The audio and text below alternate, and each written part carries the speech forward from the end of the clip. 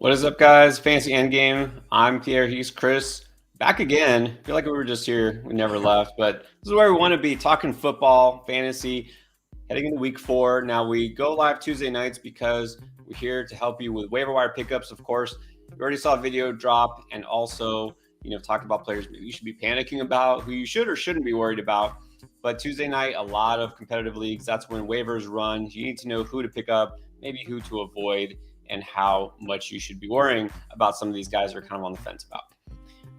So before we get underway, now, of course, kind of like our start sit show, for those who don't already know, we will be taking questions. So we're looking at the comments here. Already got some filling up.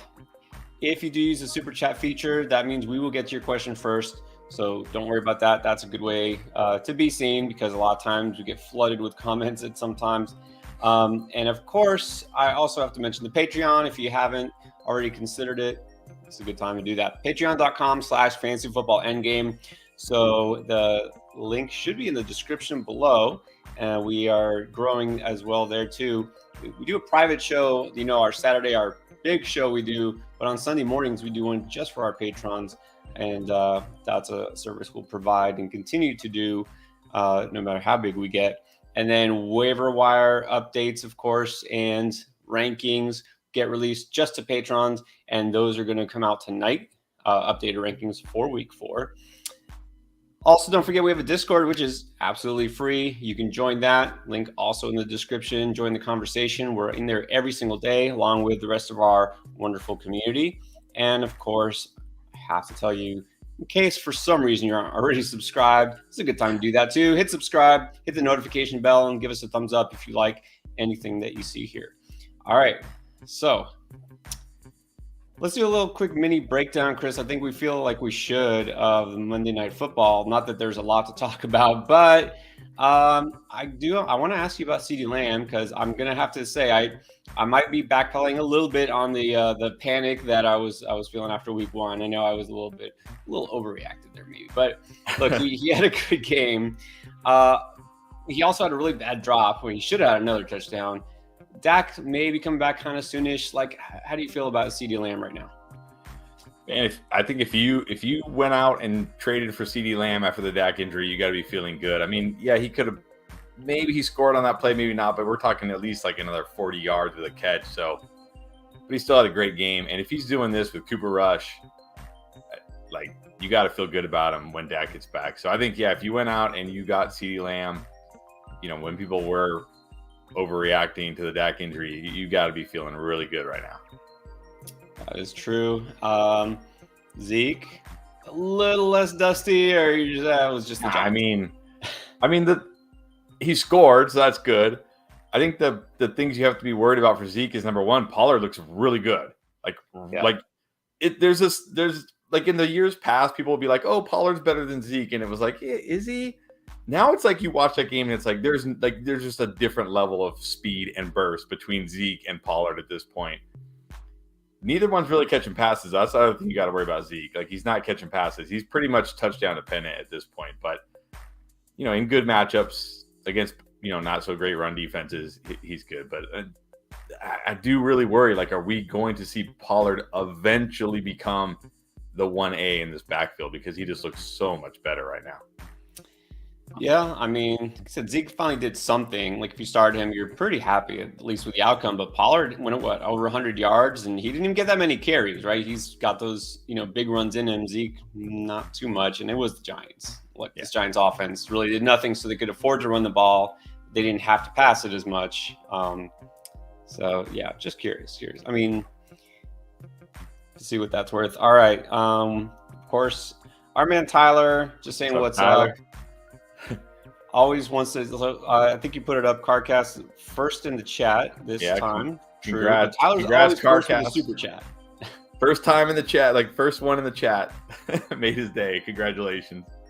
But Tyler's always first with a super chat, almost always. So yes. And our boy, one of our very, very first ever. What's up, Bill? Really, I would say community members guy. Yeah. Who's been with us for a while. Dollar Bill, Javante Advice. All right. So, spoiler alert, Javante is going to be on one of the videos coming out, I think tomorrow, the next day. I'm going to talk about him quite a bit.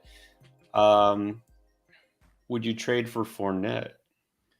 Like, I'm okay trading Javonte, but I don't think Fournette's the guy I'm going after. Like, I know Fournette is basically the only guy right now, but this offense at this point in the season is just a mess. They're not putting together scoring drives. They don't have any weapons. Like, he's very limited in his ceiling right now. Now, that could change as the season goes on, but what I also worry about as the season goes on is that they start to work Rachaad White in more and more as he gets more comfortable with the NFL game and they get more confidence in him, in games, because you can't run Leonard Fournette out there 92% of the snaps and expect this guy to be healthy and ready for the playoffs. Like, I just don't.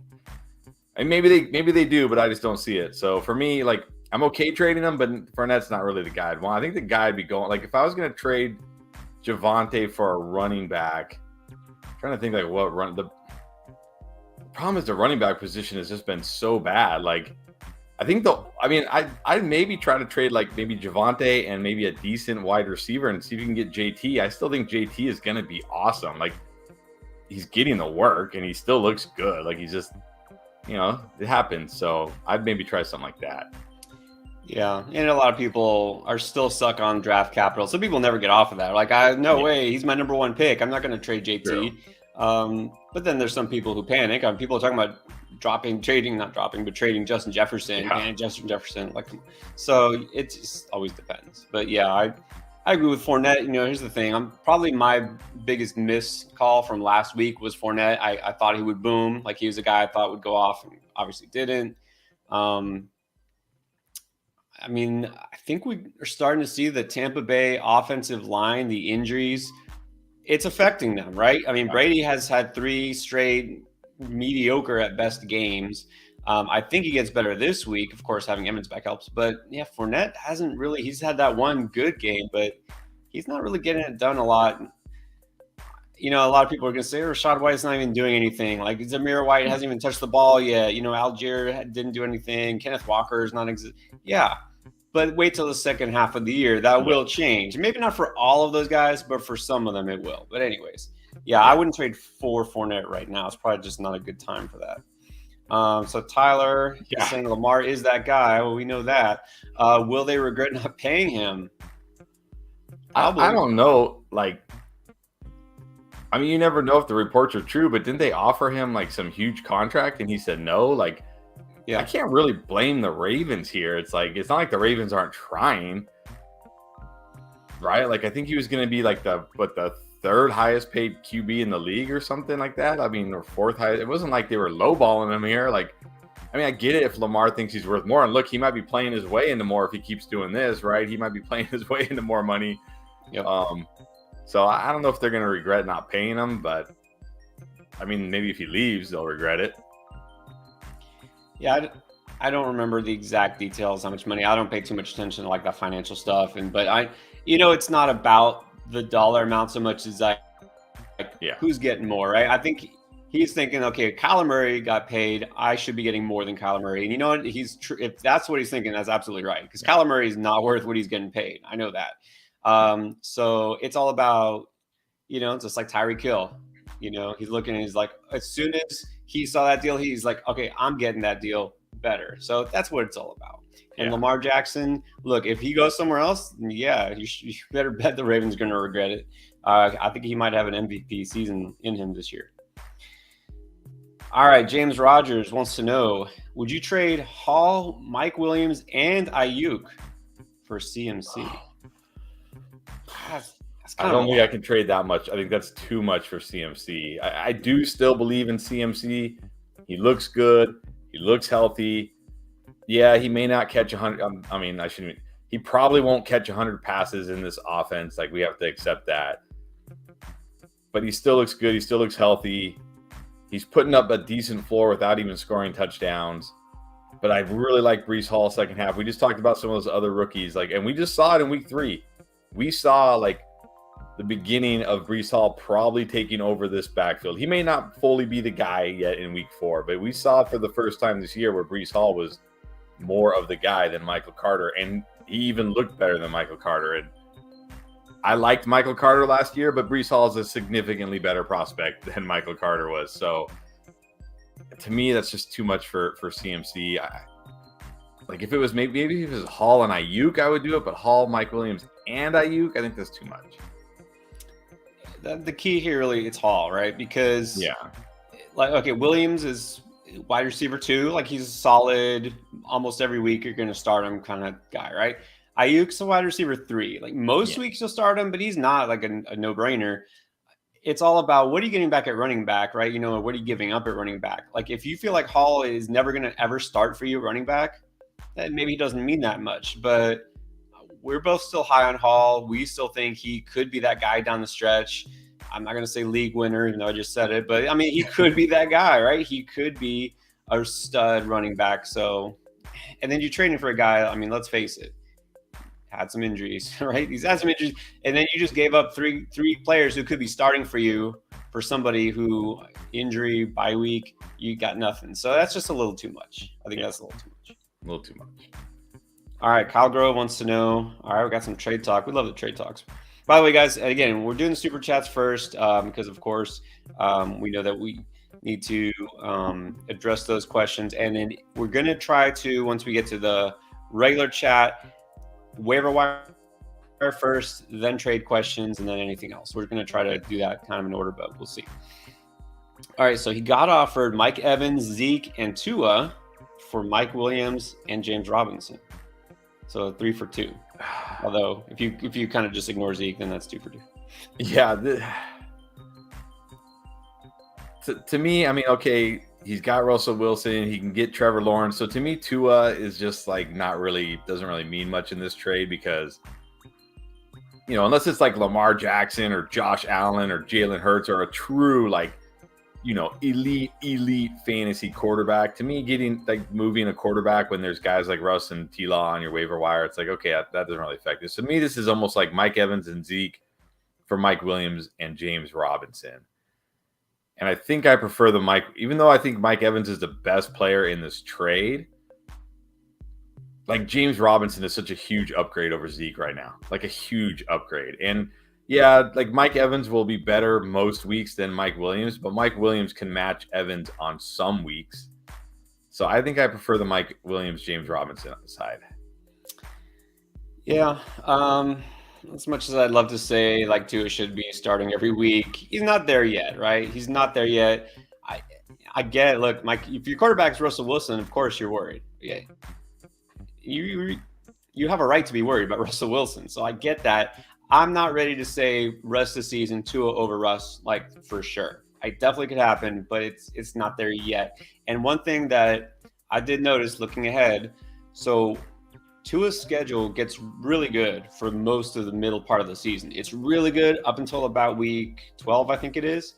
And then their last few games, which happen to be fantasy playoffs, are really tough matchups, and 3 of them are on the road. So that's something you should think about long-term with Tua. Do you really want to ride with him the rest of the season?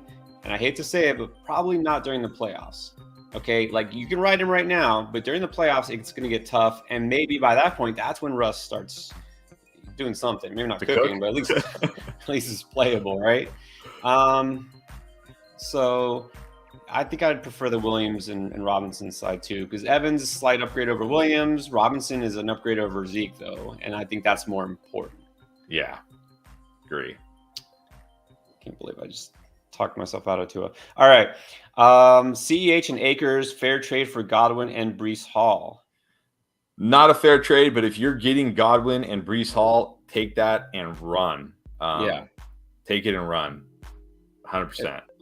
Yeah. I mean, if you're asking because that offer is out on the table, if you can get Godwin and Hall, like, yeah, do it, take it, log off right now, go get into your as much as we'd love for you to stick around, don't wait for the other person to send you this. Don't wait for them to change their mind. Go accept it right now to get Godwin, get Breece Hall.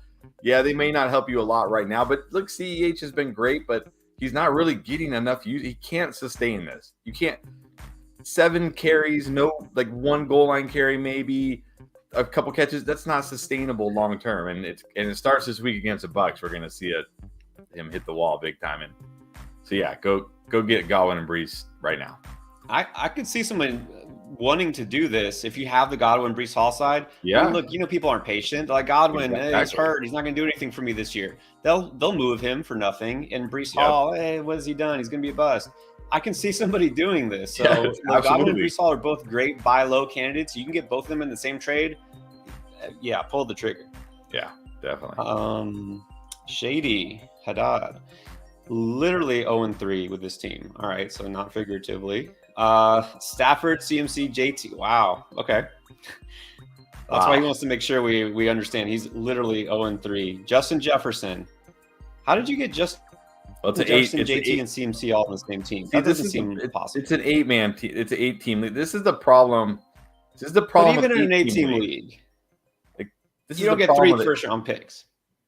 Yeah, I mean, but this is the problem with the 8-team league is unless you're in an 8-team league with 7 people who've never played fantasy football before, there's gonna be like 5 or 6 teams that are just insanely good, And if you just happen to play on the weeks that their team goes off, you're gonna be 0-3 like that. Like my wife is trying to get me to join her work league, and she's like, "It's only gonna be 8 people." I'm like, "I'm not playing." Like, I'm not trying to like belittle an 8-team league. I get it. Some people only can find 8 people playing, but the less people that are in the league, the more luck it is, because it's very likely that it's very hard to separate yourself in an 8-man league because everybody has studs on their team. Even the people who are not great at fantasy draft studs because studs are falling to them. Like they just do. So your team is great. I don't see anything wrong with your team. I mean, maybe Stafford in an 8-team league seems like not the best QB to have for an 8-team league. Like I'd like your QB to be better, but other than that, your team looks great. So I think, just hope you get on the right side of variance and luck going forward, which I think you will. Yeah, like obviously Justin Jefferson is going to get better. He just happened to have a couple of down weeks. Kyle Pitts also a couple down weeks. You had them all at the same time. JT, you'll be fine. Don't do anything drastic. But I can see how he got those players, because if he's at Stafford and Dak, maybe everyone was going like quarterback in round 1 and 2, right? There's leagues that do that. Yeah, and he lost Dak, so. Yeah. All right. Tyler wants to know Ravens offered. Okay.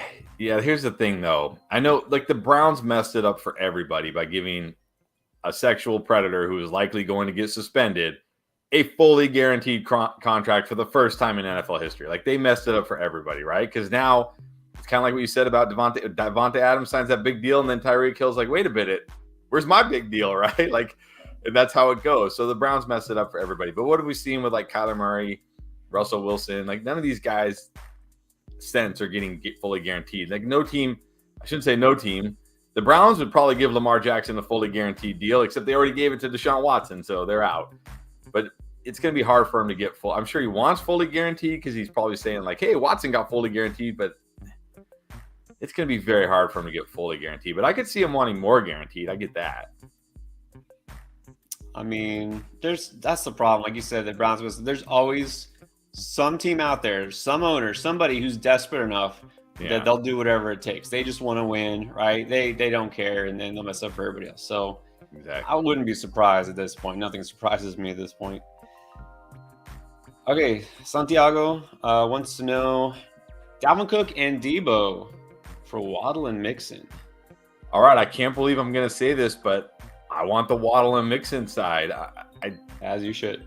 I don't like what man, Debo is literally going to have 8. I think that's the thing people kind of missed about Debo last year. Even if you take out the rushing part, he had 800 and something yards after the catch, right? An incredibly high number. And look, Debo is a great player. He's a great player after the catch, without a doubt. But that's very hard to rack up 800. Just getting 800 receiving yards is hard, let alone 800 after you catch the ball. So the problem with Jimmy G, man, oh my gosh, it's right? What did I see? Debo had 1 air yard. Was that right? He had 1 air yard in that one game with Jimmy G, 1 air yard or something. He doesn't need air yards. I mean, he doesn't, but he kind of does, because when he doesn't get tons of yards after catch. But I mean, I think I really regret not having Mixon on the buy low. I don't know why I didn't put Mixon on the buy low. He should have been on the buy low. He hasn't looked good. He's not even averaging 3 yards per carry, but he's getting the kind of usage you love to see from a running back. So I probably should have had him on the buy low. But anyways, that's a long way of saying I want the Waddle and Mixon side. I want the Waddle Mixon side because, look, Debo, I think you can make an argument and say, well, Jimmy G was a quarterback last year, right? Big deal. It's the same thing. Debo, that's what he does. Okay, so let's assume Debo, even though he probably won't, let's say assume he's close to matching what he did last year. Well, Waddle's going to be better than last year. I think it's pretty clear, right? Right now, number 2 in receiving yards, and that's not a big drop-off from Debo. I'd much rather have Mixon than Cook. I mean, the shoulder is one thing. Look, yeah, he might play this week, but we're hearing, at least I've read, there's a high risk of re-injury, which makes sense because this is a re-injury from last year and the year before. Yeah. So there's a high it's just too risky. I'd rather have Mixon, and he is being used as a workhorse. So, yeah, I'd rather have the Waddle and Mixon side too. And appreciate the compliment there as well as the super chat. Our guy Stinger, he cannot believe it. Oh, I mean, Stinger. What did we come to? You're going to drop Mooney, then that means that none of us can have any stock in Mooney, right? Yeah, I think you do. You have to drop Mooney for Dubs. Like maybe Dubs never does anything. Maybe what we saw last week was just because they had no healthy wide receivers. But at least he has the potential for upside. Mooney in this offense has no upside, just none. So yeah, I think you can do that. Sadly, I know it's sad that like you are like the biggest Mooney fan ever, and I know this is gonna hurt, but if you're trying to win your fantasy league, I think you have to do it. It's gonna be a couple more games until we can say like what's happening this year is what's happening this year, right? Not an outlier or a slow start or whatever. It's pretty obvious the Bears are gonna not pass the ball much. Mooney's just not gonna be that guy. And the thing is, I saw this, a couple of people mentioned this in the Discord too, about, well, Pringle's out. Like, so he has 2 catches after 3 games. That doesn't matter. Yeah. I know, so, I saw that too. I'm like they've only thrown the ball like 45 times on the season. I don't think losing Pringle is going to suddenly turn him into a pass. Like, they're like, oh, finally he's gone. Now we can throw the ball. Like, no. Like, all those targets he was soaking up. Like, it doesn't matter. Doesn't matter. It's not Pringle. It's not Mooney. It's the offense. Would you trade away Chase for Keenan, T, and Deontay? Wait, absolutely. If you're getting all 3 of those guys, yes, 100%. I mentioned, speaking of our Discord, which, by the way, guys, if you're not in the Discord yet, check the description down below. It's free. Get in there. It's awesome. Takes like a minute to download it and like a minute to sign up. It's super easy. But I mentioned this in the Discord. I said, how come we're panicking about Justin Jefferson but not Chase? Because Chase only has had 1 great game this year. It was in week 1, and he didn't even start going off in that game until T. Higgins left after he got concussed. Like, Chase has done nothing this year with T. Higgins on the field. Nothing with T. Higgins on the field this year. Everything he's done is with T. Higgins hurt. Like, why are we not panicking on Chase, but we're freaking out about Justin Jefferson? But anyways, if you're getting all those guys for Chase, I mean, yeah, 100%. Got to take it. I'm going to look. I'm going to see if I can find it. Here it is. Like, I found it right away. And this guy, I just started following recently, Jacob Gibbs, Worker CBS, right? The one who's talking about, Chris, you know who I'm talking about. So he just posted a tweet. Can you share it? Yesterday. All right, here it is. T. Higgins and Jamar Chase have recorded 562 professional football routes run simultaneously. Targets: Higgins 127, Chase 112. Air yards: Higgins 1518, Chase 1348. PPR points: Higgins 252, Chase 236. So the bottom line is, like, maybe Chase actually isn't even more valuable than Higgins in fantasy, which I know, of course, that's crazy to say that, but at this point, T plus one of those other receivers, probably just T and Deontay, that actually might be a better trade than Chase. You're getting all 3 of those guys? Absolutely do. Yeah, absolutely. All right, another Mixon question. Would you trade Mixon, Connor, and Waller for Saquon, Lenny, and Hunt? Mixon, Connor, Waller. I mean, I think Mixed you have bag to. there. As long as you have a decent tight end, maybe you can get Conklin or Njoku is on your waiver wire and you can grab one of those guys. Like, there's a real possibility Saquon Barkley finishes as the RB1. He's the RB1 right now. He's run the most routes of any running back. Mhm. They have no wide receivers. They have no weapons. He's the entire offense, and he's going to be the entire offense all year, and he looks phenomenal. He looks incredible. So, yeah, I think you got to. Like, I take Saquon over Mixon. I definitely take Lenny over Connor. And then for me, Hunt and Waller comes down to, can you replace Waller? If you can, then I take it. So, yeah, I think I do that deal for sure. I would do it for sure, and I don't care. I would just find somebody to replace Waller because it doesn't. I don't really see Waller having a huge season either. I mean, Devontae Adams, of course, is there now.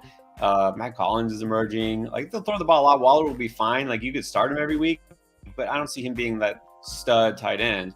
So, yeah, I agree. Saquon over Mixon. I mean, it's close, but Saquon, I'd rather have. Lenny definitely over Connor, so I do that. G Ghost 43. Would you give Devontae Adams, Burrow, and Chub to get Jackson, Taylor, and D Hop? I think I would. Yeah. I mean, I think you agree Jackson over Burrow, right? Oh, I mean, yeah, Jackson. JT over Adams. He's not going to score 40 every week, but yeah, I still take JT over Adams. I mean, anytime you can get a stud running back over a stud wide receiver, you got to take it because it's just way harder to find the stud running backs. Right. And then yeah, I mean, you might give up a little bit from Chubb to D Hop, but I don't think it's going to be significant, especially if it's PPR. So I take that.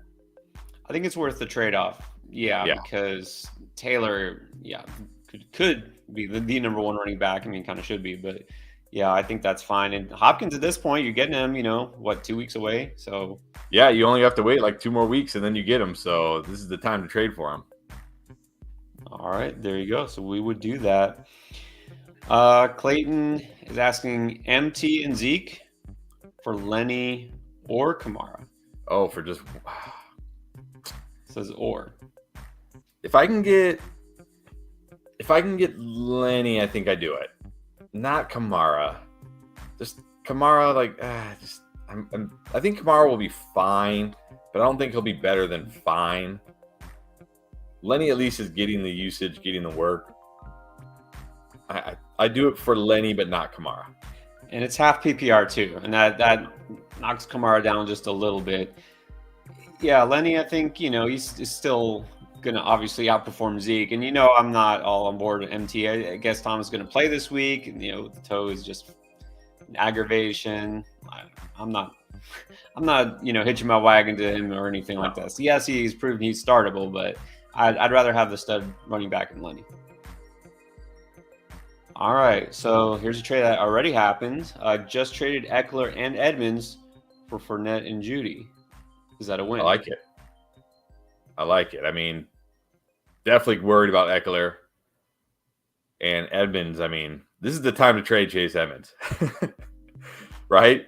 Because a lot of people just look at like what the player did, the results, right? They don't look deeper in that. They don't look and see, he only had 6 carries and like 1 target, right? Which is like, it's like CEH. Everybody's like CEH, but they don't look and see he only had 7 carries. He's only getting like 8 carries. He's losing goal line work to McKinnon and Pacheco. Like, they don't see that, right? So this is definitely the time to move Edmonds if you can. And I know Judy wasn't good, but I think Judy will be okay. And I definitely like Fournette more than Eckler right now. So, yeah, I like that trade for you. Yeah, and you did buy low on Judy for sure. Here's the thing, and I did talk about this, and we went over Eckler detailed in actually a new video series we're doing that's coming out in a couple days. So look out for that, Factor Fluke. So talking about Eckler, okay, maybe I panicked a little early on CeeDee Lamb, like he'll be okay. But I don't feel like it's too early to panic. There's legit reason to worry about Eckler, right? There are very legitimate reasons to go into detail on that. So I'm okay trading him because you're getting, again, a guy like Fournette who will get just as many. Well, he's going to get more touches, and that's the reason we're panicked about Eckler, right? Just as much touchdown upside, if not more. So I think that's a good deal. Yeah. Here's a 1-for-1. Who would you rather have, Devontae Adams or Jamar Chase? I'm still going Chase.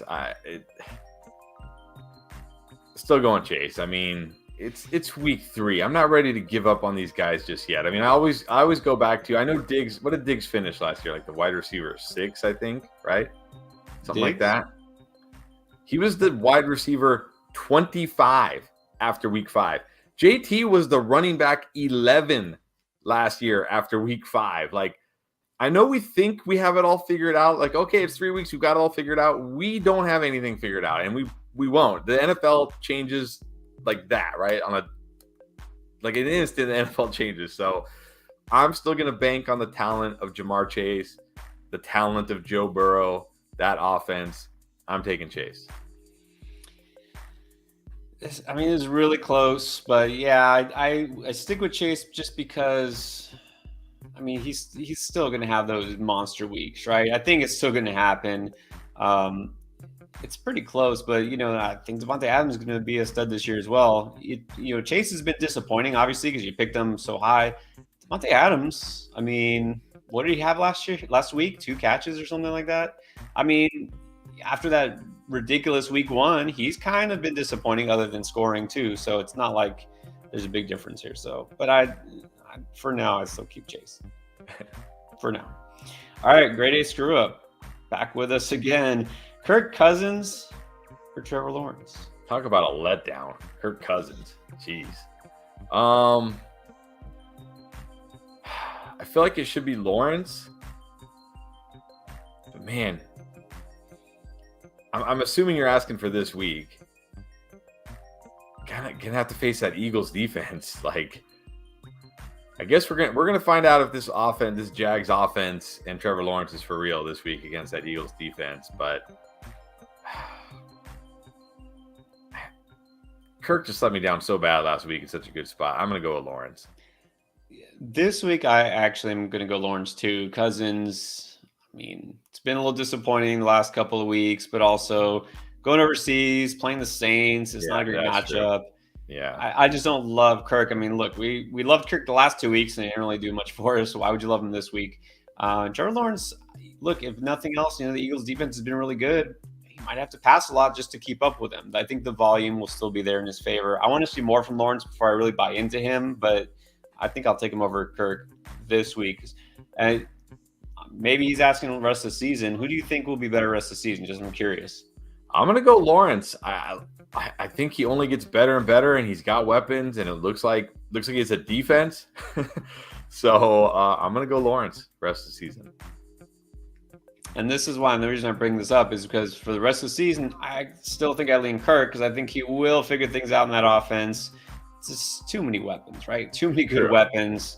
But we'll see. All right, our guy Joseph McHenry, always with us. Definitely one of our patrons too. We're a little late. Do you think Lenny will actually do anything this week? Well, can't be worse than last week when I thought he would go off. But I mean, like I said, the problem for Fournette right now is the offense. They don't put together any drives. They don't move the ball until they have to in the fourth quarter. Well, one of two things happen. Something happens like we saw in the first 2 weeks where they're playing a terrible team and they can, they don't have to put the foot down because the team can't score on them because their defense is so good. Or we see what happened last week where they're playing a good team or a decent team or a good defense. They can't do anything. And then on the last drive, they have to just scramble and try to save the game. That's just where this offense is right now. They don't have any weapons, right? I mean, getting Evans back will help and is nice, but they need more than just one guy, right, that they can count on. So, I mean, he's due for a touchdown because he hasn't scored yet. So maybe he scores this week. But I'm not gonna, there's nothing to make me think like, oh yeah, this is the week for Lenny. It's just if it happens, it happens.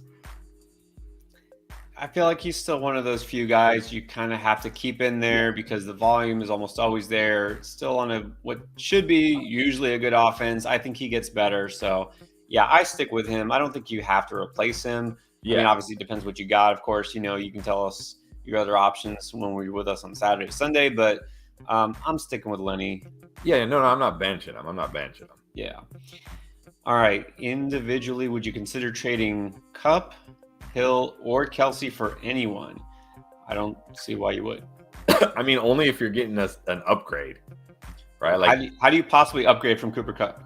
You can't upgrade from Kupp. The only way you can really upgrade from Kelsey is to like Andrews, which no one's gonna do that. And there's really what are you gonna upgrade to Hill? Maybe you could upgrade Hill to Jefferson if somebody's really panicking on Jefferson, but it's not like, I mean, Hill had that great week too, but he didn't do anything last week. So it's not like he's, I don't think these are guys you should be looking to trade unless somebody like gives you just a crazy good offer. I mean, like, I can't imagine what somebody, unless they're giving you like 2 or 3 like stuff. Exactly.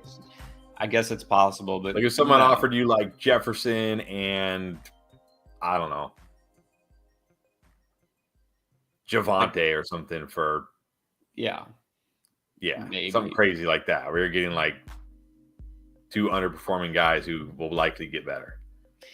These guys aren't sell highs; they're just high. No, they're just ride. They're just ride. These are guys who just ride the high, right? Sell highs are guys who probably are outperforming what they should be doing, not guys who are like awesome players who are doing great.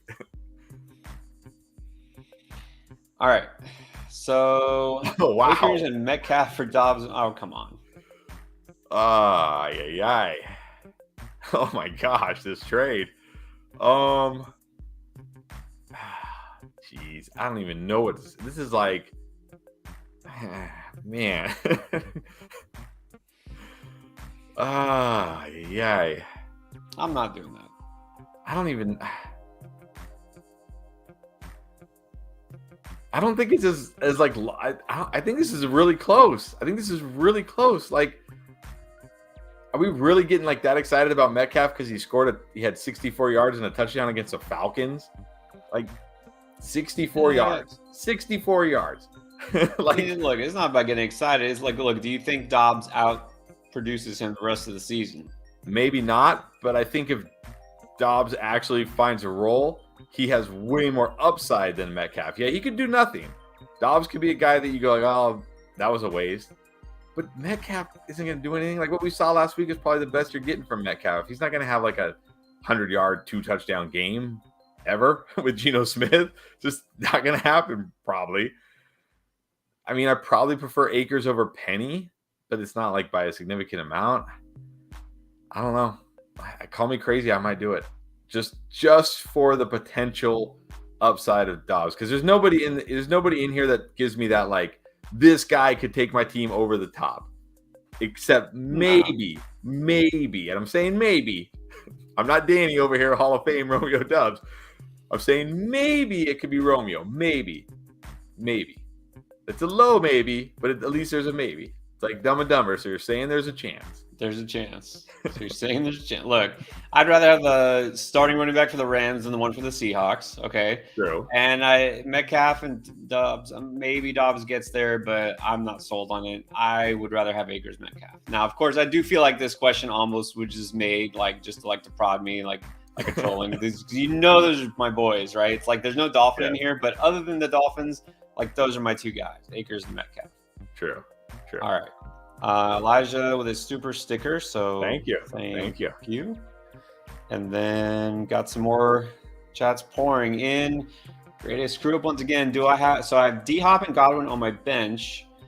However, D Smith and Olave are on the waiver. What? Wire? You can cut those guys for Smith and Olave. I mean, okay. Yeah. Well, I mean, look, if those guys are on your wire, chances are if you cut Hop and Godwin, they're still going to be there like down the road.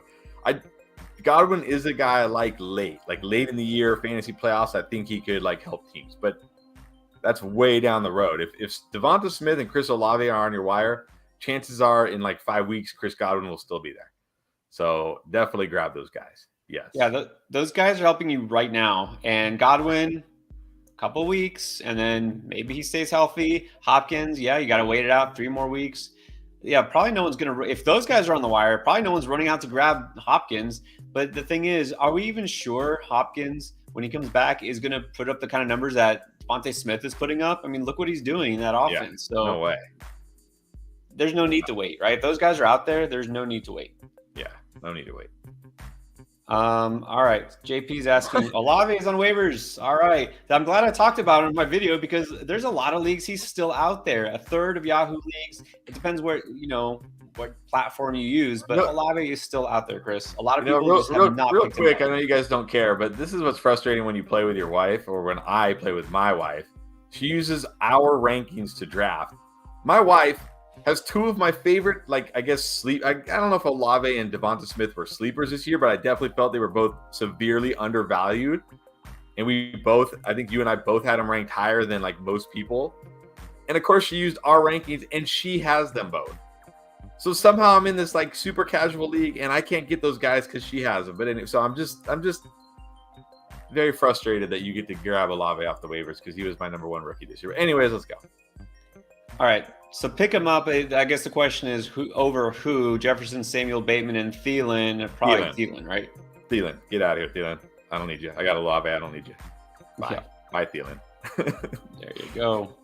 Yeah, definitely pick up Olave, guys. Yeah. Steven's asking Njoku or Freiermuth this week. I got to go Njoku. I like Njoku was a guy I really liked before the season because they don't have any. They have Cooper and nobody else. Brissett targets the tight end, and then what did we see week one? Like he didn't target Cooper or Njoku, but then we saw week two he started targeting Njoku. Week three he targeted them a lot. It's the Falcons. Definitely like Njoku this week. Yeah, and again, you can look and say, well, that's just one game. It's just a fluke or whatever. And actually, I think we talked about him too, didn't we? In that video. Yeah. When's that one coming out? Thursday? I think it'll be Thursday or Friday. Yeah, Thursday or Friday. One of those days. Yeah, it'll be out. All right, so something to look forward to. End game community, especially guys who've been with us. Something new we're doing. So check it out. Curious to see what you think. Look at some of the biggest, surprising games and outliers, maybe. Best booms and letdowns. Is it real or is it not real? Something or nothing. Njoku, I don't think it's nothing. I mean, we expected him to be better in the first 2 weeks. It was a surprise that he wasn't. Amari Cooper did nothing in week one, like literally nothing. It was all Donovan Peoples-Jones. Hey, well, that's changed. So it's now actually making rational sense. So Cooper's getting a ton of targets, and Njoku's getting a ton of targets. This is probably going to continue happening because they don't have anybody else at receiver, and now there's that trust there. So whatever happened the first week, who knows? But yeah, it's Njoku, and I'm not loving that Pittsburgh passing game. I don't think anybody is. All right, Joseph back for more. Should you replace Russ? It reminds me of another tweet I saw today. It was pretty funny. They just saw that. Was it the one where like a huge guy, like I think it was Bradley Chub holding like Russ on his shoulders, and it's well, that was funny too. Yeah. Okay. No, this one I'll throw in the Discord. With any of these three for the season. I mean, I know maybe you could say Lawrence, but yeah, definitely not Goff. I mean, definitely not Geno Smith. No way. No. I'm giving Russ this week. If it's the Raiders, Tannehill just had a nice game against him. For whatever reason, this Raiders team is really underperforming right now on both sides of the ball. If he doesn't get it done against the Raiders this week, if he really struggles again, then I'm in full-fledged panic drop Russ mode. But for right now, no, not yet. It'll get better. I mean, it's got to get better. Maybe we never get the kind of Russ of old that we've had. It's a different situation. And, he's not comfortable with those receivers, that system. It's a rookie head coach. There's a lot of factors here, but it still should be a good offense. And, I mean, really, are those guys going to be an upgrade? Like I said, maybe Lawrence. That would be the only guy I could see a path. But I would just stick it out with Russ. And you know what? If you have Lamar and he's just your backup, you don't really have to worry too much about it. Oh, yeah. I didn't even see that. You don't even need Russ. No. But just in general, we're going to stick it out with Russ. Just wait a couple more weeks. Yeah. All right. Humberto Juarez, who was with us last week too, I believe. Wentz let me down. Yeah, we kind of figured that would happen. All right, Tannehill, Ryan, or Geno. Okay, so no Geno. Or do we like Wentz? We're talking about this week. And he plus just picked up Hall for Akers and Henderson. That's a good move. But yeah, it's a very good move. I like Ryan this week. For some reason, I'm blanking on who they play, but I know I liked Ryan this week in his matchup. Who did the Colts play again? Oh, well, it's Tennessee, Indianapolis, isn't it? That's right. They get the Titans. So not a good secondary at all. Pittman's healthy. Maybe Jelani Woods continues to, do some things. Maybe Pierce does a little bit more. I mean, Ryan had 2 touchdowns last week against the Chiefs. I like Matt Ryan. I think out of that group, I like Matt Ryan. And you can't love Wentz because he's going against the Cowboys at Dallas. You saw how much pressure they got. Not obviously the Giants have a terrible offensive line and they don't have a real quarterback, but still they got So Michael does Parsons. They Washington. have a good pass rush. This is a defense that was pretty good last year, especially at getting to the quarterback. So you can't feel good about Wentz. Dallas also not going to be a high-powered offense. I mean, they kind of put up points at the very end of the game again against the Giants. I don't think that they're necessarily going to put up 40 points and No. Wentz is going to have to do like they did in comeback mode. So I don't love Wentz this week. I agree. I go Ryan, and my second choice might actually be Tannehill. Yeah. All right. There's got to be a shallow, like very shallow league. You don't have anybody else you could. I mean, like I'm probably okay dropping Mike Williams for Devonta Smith, but you don't have anybody else you could drop. Like that's your worst. Like Mike Williams is your worst player. Okay, so like just generally speaking, don't drop Mike Williams. I mean, there's got to be. Look, hit us up. You don't have to super chat if you don't want. Just regular. Yeah. Get in this. Who else could you drop? There's got to be somebody else on your team you could drop. Okay, so this is rest of season. This is interesting. Njoku, we just talked about. Conklin, I mean, he's a target hog, pretty much. But here's the thing. I don't know, Chris, if we have any update here. Zach Wilson maybe coming back this week? Yeah, maybe this week. If not this week, almost certainly next week. That's why I'm going to put Njoku over Conklin, because we know Njoku's situation. We know Jacoby Brissett will target him. He'll target the tight ends. It's just him and Cooper. There's a chance. There's some report saying like Zach Wilson may get cleared this week. Whether he plays or not is still unclear, but more than likely he's back next week. And we don't know. The whole passing dynamic is going to change with Zach Wilson, right? Like he's not Joe Flacco. He's a totally different quarterback. So I would prefer Njoku. I'm going to go Njoku because if you think about it, like just finished talking about, he's basically the number 2 target, or should be the number 2 target in that offense. And towards the end of the season, what's going to happen? They're getting a big upgrade at quarterback. So that's pretty good, right? And just at the right time, right before the fantasy playoffs. And one thing that I know is going out there is about the Jets, their schedule. Like, first of all, they've been passing the ball a ton. Maybe that doesn't happen when Zach Wilson comes back. Who knows? But their schedule up until their bye week, here it is. On the road at Pittsburgh, okay, Miami, at Green Bay, at Denver, Patriots, Bills. That's a brutal schedule, all right? So their offense that's been kind of clicking so far and putting up points, it's not going to be nearly to the same level, I don't think. So, long term after that, yeah, it's better. But rest of the season, I would still definitely go Njoku because they got too many other good receivers, and we'll see Breece Hall get more involved. Blah, blah, blah. Okay, that's too much tight end talk. All right, and your fan is telling us. All right, good luck. I know Pierre doesn't agree, but I like those guys, and that's not like I don't. But you know what, Chris, you won that debate. We'll see if I won it or not, I guess. Well, in the end, that's true. Is it time to give up on Brandon Cooks? No, you can't give up on him completely. Yeah, you have to definitely be concerned because it doesn't seem like that connection between him and Davis Mills is there right now. So you can't give up on him.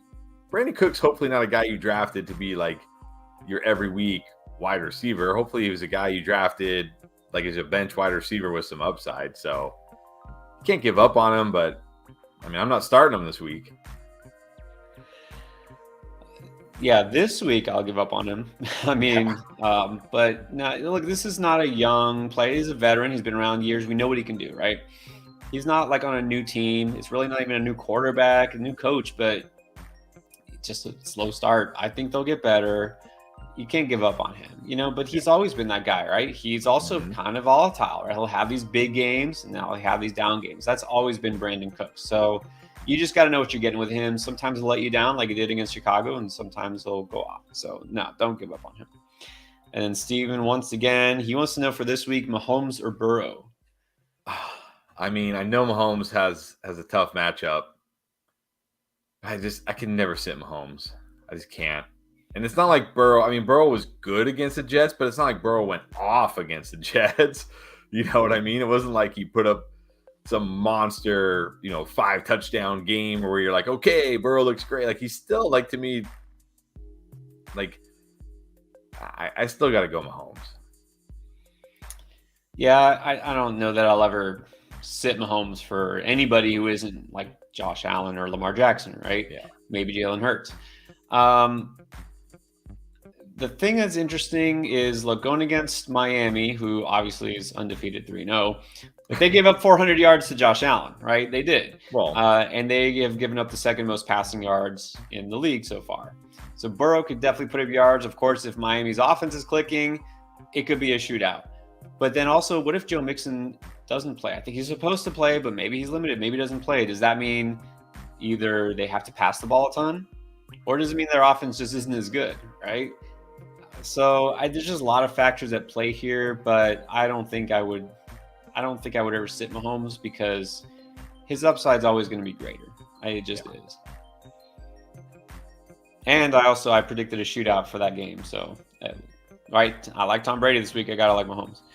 Okay, sure. Gabe is asking Swift, Robinson, Hall, Patterson, or Stevenson. Who starts? I guess we're picking one. Yeah, we're only picking one of those guys. I got to go Robinson.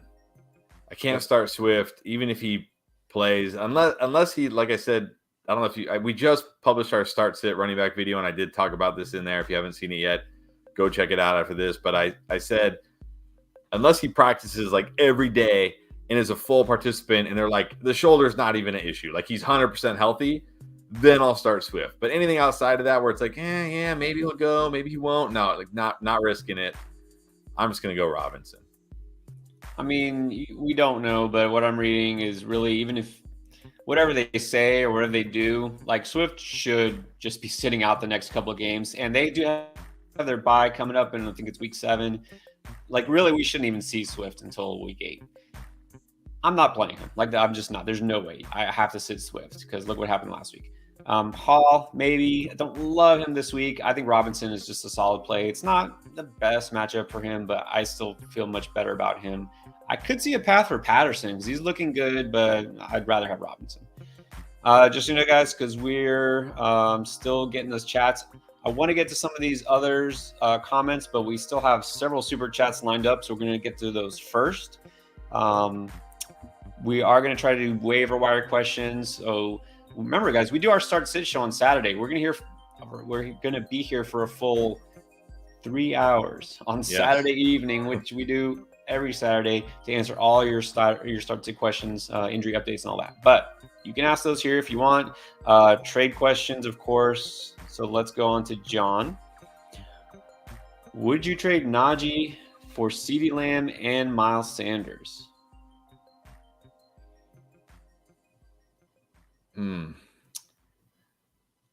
Okay, and so he's saying he's got Kamara, Lenny. I mean, if you could do Kamara instead of Najee, I mean, obviously, if you could do Zeke or Jeff Wilson instead of Najee, I would do that. But I don't know if you're going to be able to.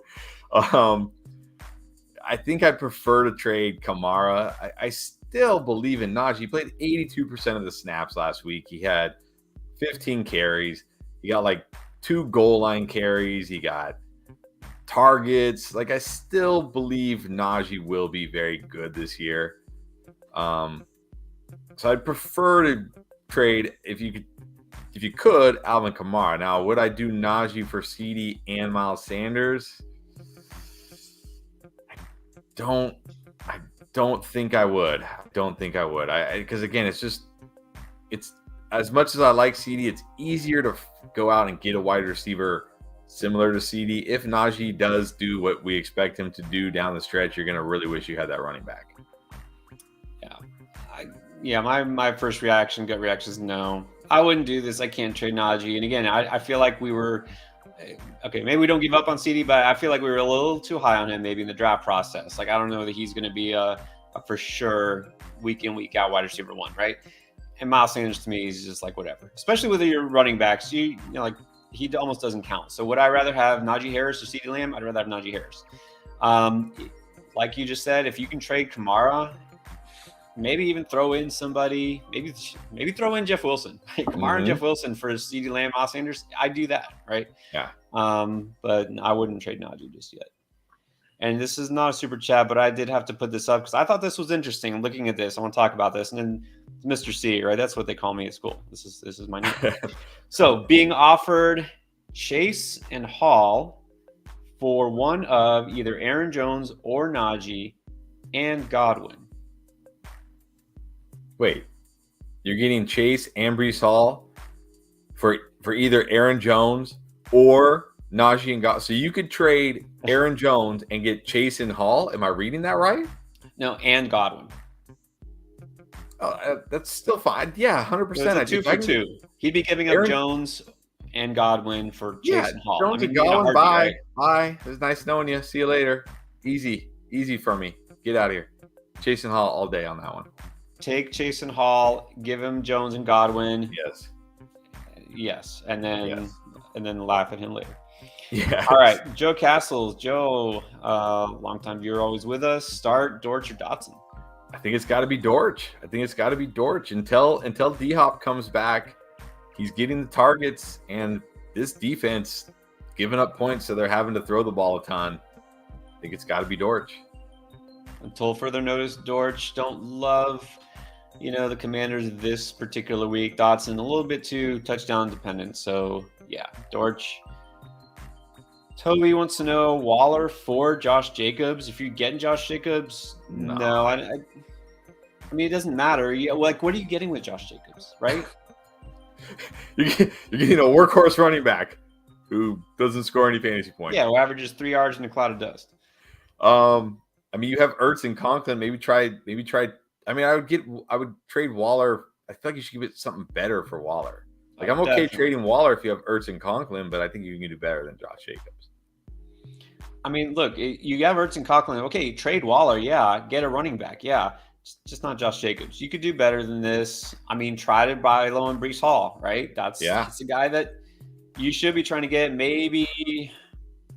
I mean, I'd rather have Kareem Hunt. I'd rather have I was going to say Kareem Hunt. I had him on the buy low. Like, people don't understand. Like, Kareem Hunt. Like, people do not understand because we literally could be sitting here right now talking about Kareem Hunt having outscored Nick Chubb in 2 of the first 3 games. Like, it was razor thin the difference between these guys right now. Not in fantasy points, but in like usage and opportunity. It's razor thin right now. So yeah, go get Kareem Hunt. Kareem Hunt will take. You might be able to trade Waller for Kareem Hunt and like a bench piece. It's true. Yeah. So right thought process. Just Jacobs isn't the guy that we would go for. All right, so Tyler wants to know who's going to win Thursday and the wide receiver with the biggest. This smells like a DFS question. I mean, this smells like a setup.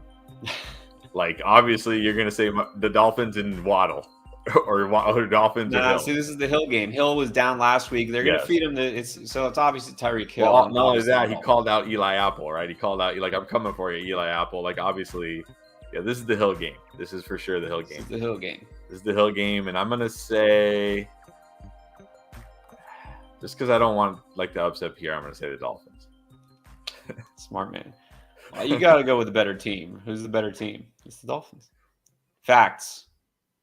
All right. So Kyle says he rejected that trade from earlier. He came back with Mike Evans for Mike Williams and Dobbs. Do I take it or wait? If I'm getting Evans, I'm taking that. I'll trade Mike Williams and Dobbs for Evans. Yeah, I mean, Dobbs, maybe he comes through, but Mike Evans is that kind of just set and forget, right? Don't you want the set and forget as opposed to the volatile wide receiver 2 and the maybe will hit, maybe won't? Yeah. I'll take Evans there. Yeah, I'll take Evans too. Like I said, Dobbs is a maybe, but he's like a maybe. He's not like a for sure maybe. Right. Like, there's still a lot of risk there. A maybe, not a for sure maybe. All right. No, I can't do this trade. Geno and Kirk for Tyreek. No, I mean Tyreek. Geno doesn't even count in this trade. I don't even care if it's 2 QB league, like where you have to start 2 quarterbacks. Geno doesn't even count because I'm not starting Geno even in a 2 QB league. So this is basically Christian Kirk for Tyreek, and I know Christian Kirk has been better than Tyreek with the exception of week 2. and Tyreek went nuts, but I still like Tyreek more long term. Like, I'm trying to read it. Like, is he saying you're he's going to offer that for Tyreek? Because he says he has Trey Lance at quarterback. Like, he's so desperate, he'll take Geno Smith off your hands so to give up Tyreek Hill. Is that what's going on here? If that's what you're saying, take it. I'd rather have Tyreek Hill. Yeah. I mean, the Tyreek Hill side, either way, it's the Tyreek Hill. The Tyreek Hill side wins. So if you're getting the Tyreek side, take it. If you're not, don't take it. Okay, Brandon wants to know 0-3. Look, you're not the only one. Russ, JT, sounds familiar. Najee, man, again, how do you build this team? Okay, T. Higgins, Garrett Wilson, Andrews. What? I mean, you guys have had some good weeks. I'm not, not dominant. I mean, I just want to know, how did you get JT, Najee, Higgins, and Andrews? Like, how did you get all four of those guys? Did Najee really fall to like the end of the second round? He had to have, right? Like, unless Taylor fell to like the 6th pick or something crazy like that. But even then, that means Najee's fallen to like the middle of the second. I know Najee was falling in drafts late there because there was a lot of chatter. But yeah, I mean, I can kind of see why your team is 0-3 because JT's underperformed, Najee's underperformed. Like Bateman, Judy, they've had their moments, but they've had their bad weeks. Higgins got hurt. I mean, I can see why you're 0-3, but I still like this team a lot. I think you're okay. Like, get a win this week and you're okay. You're fine. 1-3, got a good team. You're fine. Obviously Russ and a lot of people are worried about him, and a lot of these losing teams had him as your starter. So in this case, are you just holding tight on him because you got the Russ Judy stack, if you want to call it that. Do you think making a move to try to get a really high-end wide receiver? Because at one thought, now I'm thinking maybe you try to package like a Garrett Wilson before Wilson comes back, before that schedule gets tough, package like a Garrett Wilson and like a Judy or a Bateman to try to get a better upgrade at receiver? I mean, you could. I definitely think, that's an option here. Because you do, he does need some wide receiver help. He's got a bunch of, other than Higgins, he's got a bunch of good wide receivers, but no like stud wide receivers. So yeah, if you could do like a 2-for-1 to get a stud wide receiver, I would definitely like that. Agreed there. And Gamer Fan back. Niggle fan, Gamer Fan. All right, so Dobbs, Penny, Olave, Jeff Wilson, Hollywood. I like how he puts him first because he just got him. He just got him. Yeah, put him in. You got to start Hollywood. That's like a no doubt. This is Hollywood, Cooper, Olave, no doubt to me. Like, I love all those guys this week. I think they could all have great games. And now you do, in fairness, you do like Penny this week, but not over those guys. Yeah, I do like Penny this week, but he's riskier because he's a Seahawk, and not over those guys are in great spots. All right. Let me just a quick one, and we still got some more super chats. What are you thinking? Keep him. Okay. Sorry. Steven, once again, thoughts on Russell Gage since Evans is back? That's a good question. Of course, we cover him in our start sit for wide receivers. You guys want to check that out after this, but thoughts? I mean, it's going to hurt him because he's not going to get 13 targets again, probably. The issue with Russell Gage right now is he's just catching these short, little, nothing passes. And it was okay last week because he caught 12 passes. Like, 12 passes for like 80-something yards, right? Like when you catch 12 passes and you don't go over 100 yards, that's really hard to do. So, yeah, he's probably just like a high floor, low ceiling PPR guy with Evans back. He's like a flex play in a PPR league. I mean, in the standard league, if you do happen to play non-PPR, you really just probably can go somewhere else. He can put up some big games if he does get in the end zone, which he did last game, along with 12 catches. Yeah, that's a big week, but he's not going to get that many targets, of course, going forward. A couple of weeks, Godwin comes back. So I think he's playable, especially once the bye weeks kick in and injuries happen. I think he's a guy who's worth holding on to. He's kind of like break glass in case of emergency and plug Gage into your flex spot. But he's not going to necessarily boom too often. All right, Johnny, loyal member of the Endgame community and always on our live shows. We appreciate the super chat. Stafford or Wilson, PPR. That matters. I mean, both these guys kind of struggled, right? Like Stafford was okay in week 2, but the other weeks he struggled. This is really unfortunate because I have both these guys on our In the Cut Dynasty League. Thought they'd both be great, and they're both been struggling.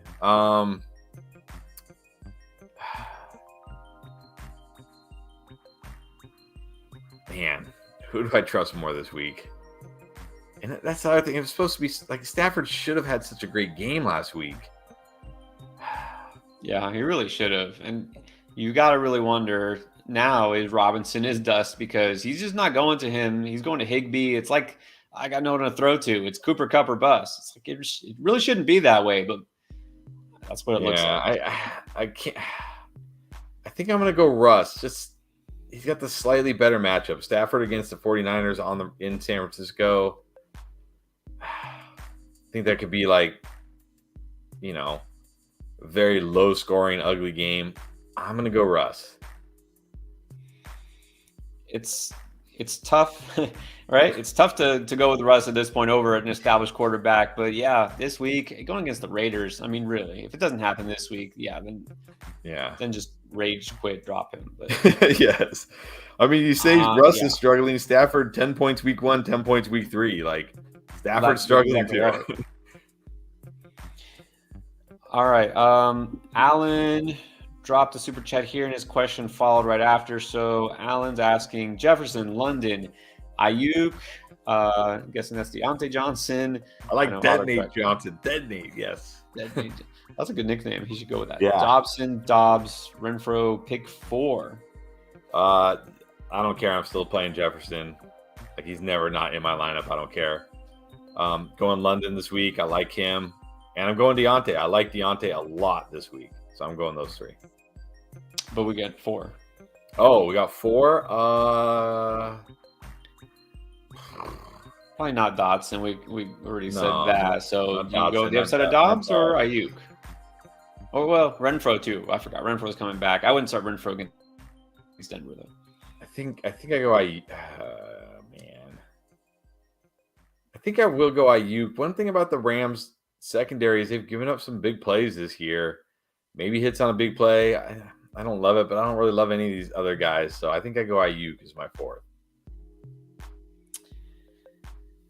It's close. I mean, I'm kind of tempted to go Dobbs. It sounds great, but it's not a great matchup, really.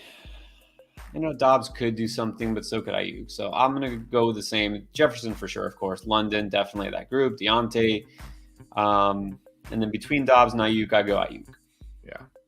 All right, and then Rampaging Dales. All right. So RB1, RB2, possible flex. You got Fournette, got Dalvin Cook, you got Najee, and then wide receiver 2 or flex, got London, Olave, Curtis Samuel. Some good choices there. Very good choices. Man.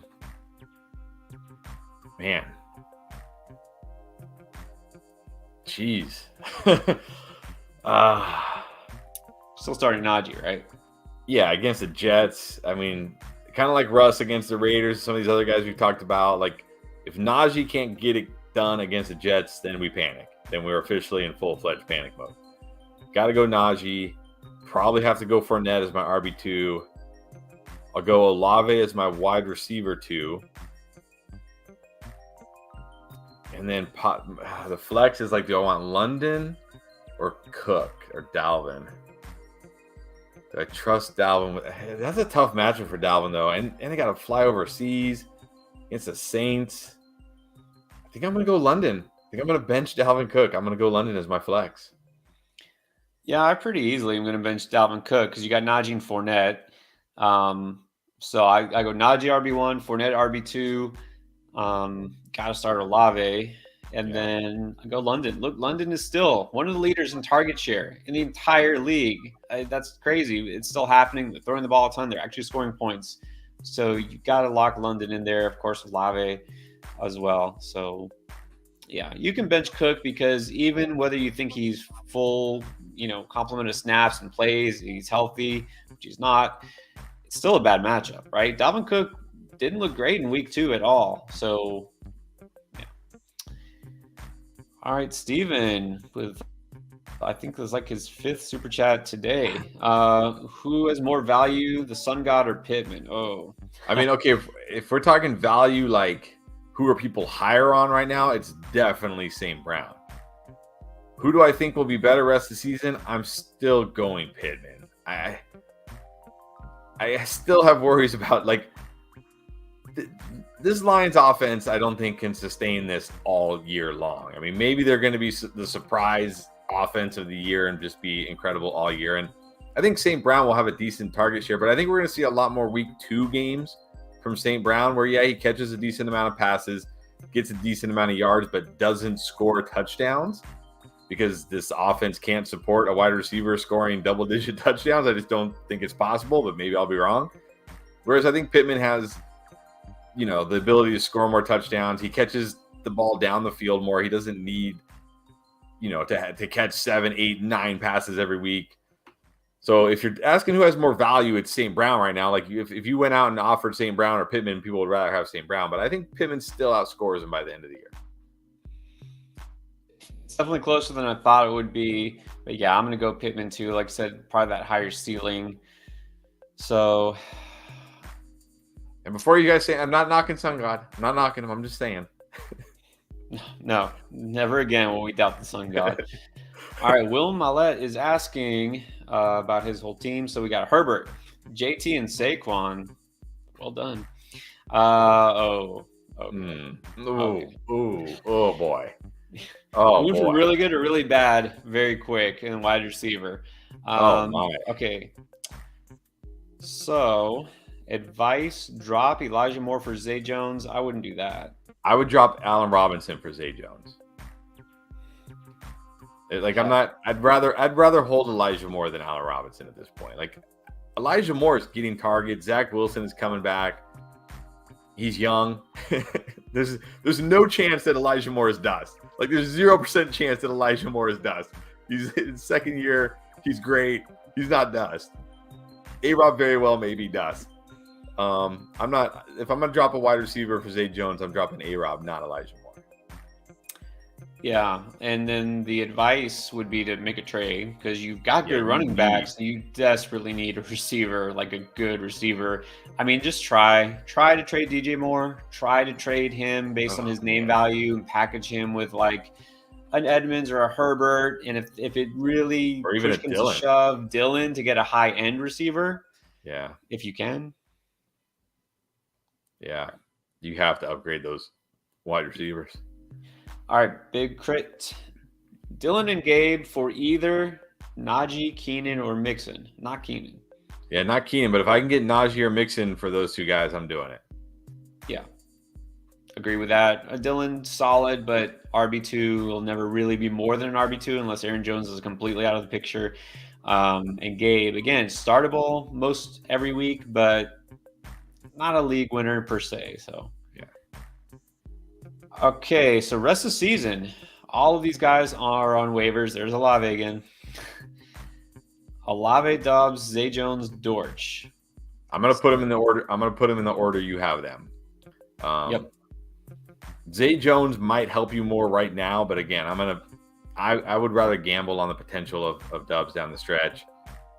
Olave is a must. Like if Olave is on your waiver wire, I mean, I'm not gonna say a must. If you only have a 5-man bench, depends who you're dropping. But yeah, I have him ranked the way you have.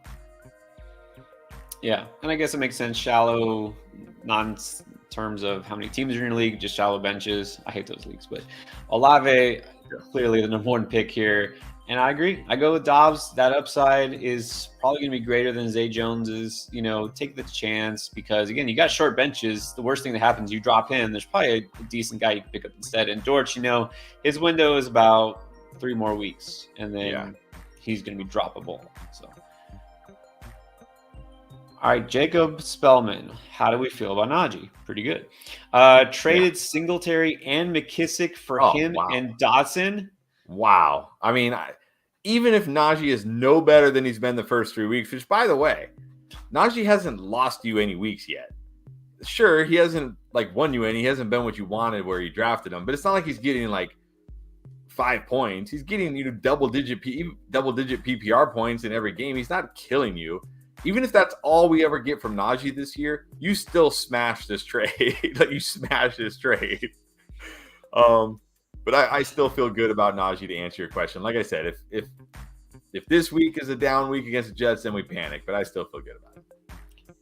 And somebody did this in a 14-team league. That's full PPR. They traded away Najee to get those running backs. And they gave up Dotson. That's the thing. It wasn't just Najee. They actually gave in a better – I would probably take Dotson for those two guys straight up. Because Dotson still has that potential long-term where he could we see these rookie wide receivers every year break out late. So, yeah, very good trade for you.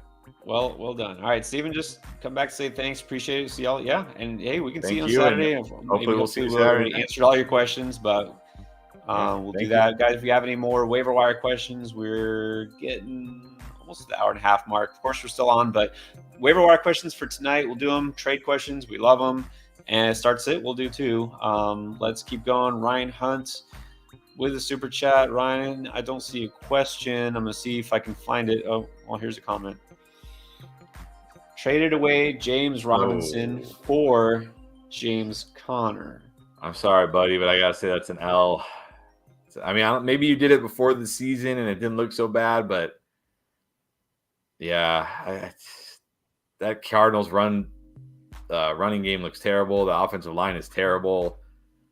They're forced into negative game script all the time. James Robinson looks great. Yeah, I think you might regret that one.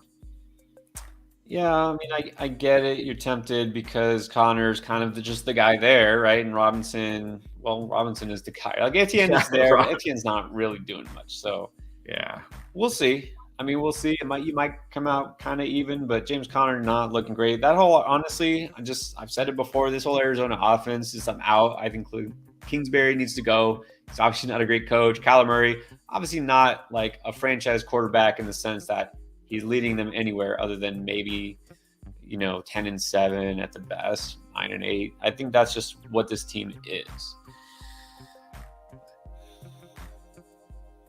Okay. I don't think I see any more super chats. All right. So for the last few minutes here, guys, we're just going to open it up and we're going to find some questions about guys we haven't talked about, anything that jumps out. If you have any, just as I say that, we got another one. All right. Let's see if I can get it. All right. So Joe wants to know, got his QB Stafford. He's got Cook and Zeke, AJ Brown, CD, Everett, Wilson. Got Dylan on the bench. You might want to put Dylan in instead of Zeke this week. Yeah. I do like Walker, Zeke Madison.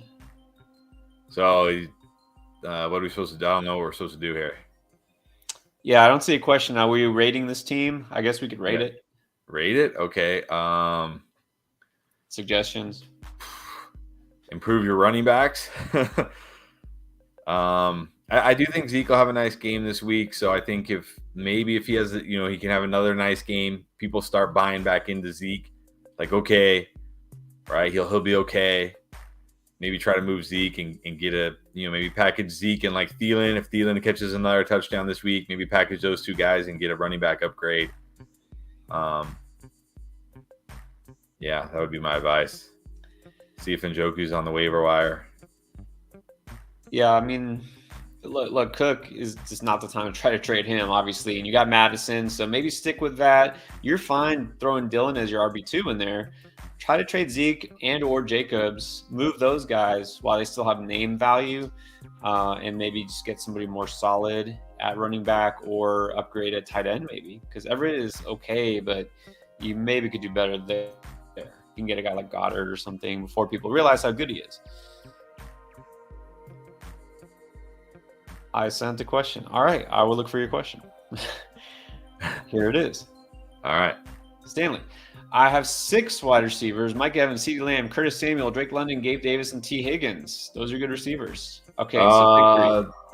Evans, CD, and T for me. The 3 I'm starting. Yeah, I know. I was just thinking about Drake London. But when you have those guys, Evans, you have to start Evans for sure. CD is not a no-brainer anymore either, but I think this week, obviously, he still looked good last week. I think, the matchup is still really good. I think he can really, do some really damage. Good. I think he can do some damage against my Commanders. I think he can do some damage against that defense. Yeah. That's one of those teams we're just going to start and stream against whenever possible. So this week, it's for sure CeeDee Lamb. And then I think you got to go T. Higgins. I think almost he's kind of like that borderline, like Waddle and Higgins. Those are guys like borderline almost. You have to start no matter what. Yeah. So I agree. Rob, is there a bright light for Kamara? Maybe Drew Brees coming out of retirement? Maybe. I think Kamara is a good buy low if you're willing to accept what you're getting. Like if you're buying low on Kamara thinking you're getting vintage league-winning Kamara, you're going to be really disappointed. Like if you're like, I'll give up, a really good wide receiver like T. Higgins for Kamara because I can get like this stud running back, you're going to be really disappointed. But if you can get Kamara for relatively cheap and just accept that he's like your every week RB2 and he'll be solid and some weeks he'll score touchdowns and be better than solid, then that's fine. But that's just what I think Kamara is going to be this year because he's not catching 80 passes, not nowhere close to 80 passes. Like this is a totally different offense. So yeah, like if you're expecting league winning Alvin Kamara from 2 years ago, that's not happening. It's not. Like so he's more a high end RB2 than anything else. So it is what it is. All right. Here's a question I won last week's. Thanks to your advice. That's exactly what I want to hear, guys. That's why we do this. We've been playing long enough. We've won plenty of leagues. Like it feels good. I'm not gonna lie. It still feels good, but I think it feels better when we can help hundreds and thousands of people to win their leagues. That's a little more rewarding. So he says he thinks he made a huge mistake. He traded away Devontae Adams for Devontae Smith and Zach Ertz. That's not a terrible mistake. No, I don't even know if that's a mistake. Like I think Adams will be better than Devonta Smith, but I don't think Adams is going to this isn't Green Bay Devontae Adams. That's going to be like a top 2 or 3 wide receiver. He'll still be like a top 10 wide receiver probably, but I think Smith can be like a top 20, top 15 wide receiver, especially within this offense, the way they're rolling and the defense. And then you get a really good tight end. So yeah, I don't think he made a terrible mistake. I mean, sometimes you got to make these kind of deals. Yeah, I mean, I think Ertz is one of those guys that, he's not necessarily going to go back to being part of the big 3 at tight end and, carry you, but he's at least a set and forget tight end. He's at least going to probably always going to be in the top 10 on a weekly basis, right? You don't have to worry about Zach Ertz. So if you didn't have anything at tight end, you're helping your team. And Devontae Smith, I think he's proven what he can do. We love this Eagles team this year, so I don't think that's a bad trade. All right, so Jared laying on his team got Josh Allen, CMC, Hunt, Stevenson, Gordon. MT, M. Will, Lockett, Bateman, McLaurin, Elijah Moore, and Higbee. Ooh, this is a team with a lot of good players, but no studs. And I know you thought you were drafting this. I mean, Josh Allen's a stud, obviously, and maybe CMC can still should be a stud. Yeah, I mean, Josh Allen's a stud. Yeah, CMC maybe could become a stud, but there's nobody else here that I see that has stud potential. Like you have good players, like Hunt's good, Stevenson's good, Thomas is good, Williams is good, Bateman's good, McLaurin's good, Moore could be good, Lockett's okay, and so, like you have a lot of good players, but it's hard to win fantasy championships with a team full of good players. Like you need those guys that have that week winning, potential to just carry your team. So this is the perfect team. This is the perfect team, though, to make a 2-for-1 because you can package 2 good players and get 1 great player. So maybe you package McLaurin and Stevenson, who just had a nice game, right? And maybe you go out and get try to get a stud wide receiver. Maybe try to get T. Higgins. I feel like T. Higgins is still undervalued. Like I feel like people aren't as high on T. Higgins as they should be. Like this guy's awesome. Yeah, Something like that. That's the thing is you have like 4 wide receiver 2 types and then a couple of wide receiver 3 types. Yeah. I'm saying trade Michael Thomas while he's still, in the news and, has look among fantasy point leaders. He's kind of up there because he has 3 touchdowns. So I would try to trade Thomas and somebody else, maybe like a McLaurin or somebody, maybe a Stevenson, and upgrade a receiver, basically like you said. So, I mean, you got a solid team. Kareem Hunt as your RB2 is fine, and you can mix and match a receiver. It's just really annoying. You're going to have to pick your spots with Mike Williams and Bateman and McLaurin and Lockett. Those are all guys who will go off when you don't put them in your lineup and vice versa, right? Like these are the kind of guys that you hate having to decide who to start, and you have all of them. So, yeah, this is the type of team that one week will score like 170 points, and you're like, yeah, my team's awesome. And then the next week it'll score like 80. Yep. And you're like, I'm the worst team in the league. And you can't win. You can't win with that team. I mean, unless you just get lucky and get red hot in the playoffs. You need those studs who can, like, when the rest of your team isn't doing well, it's okay because your studs carry you. You need those guys. All right, so here's another roster breakdown. All right.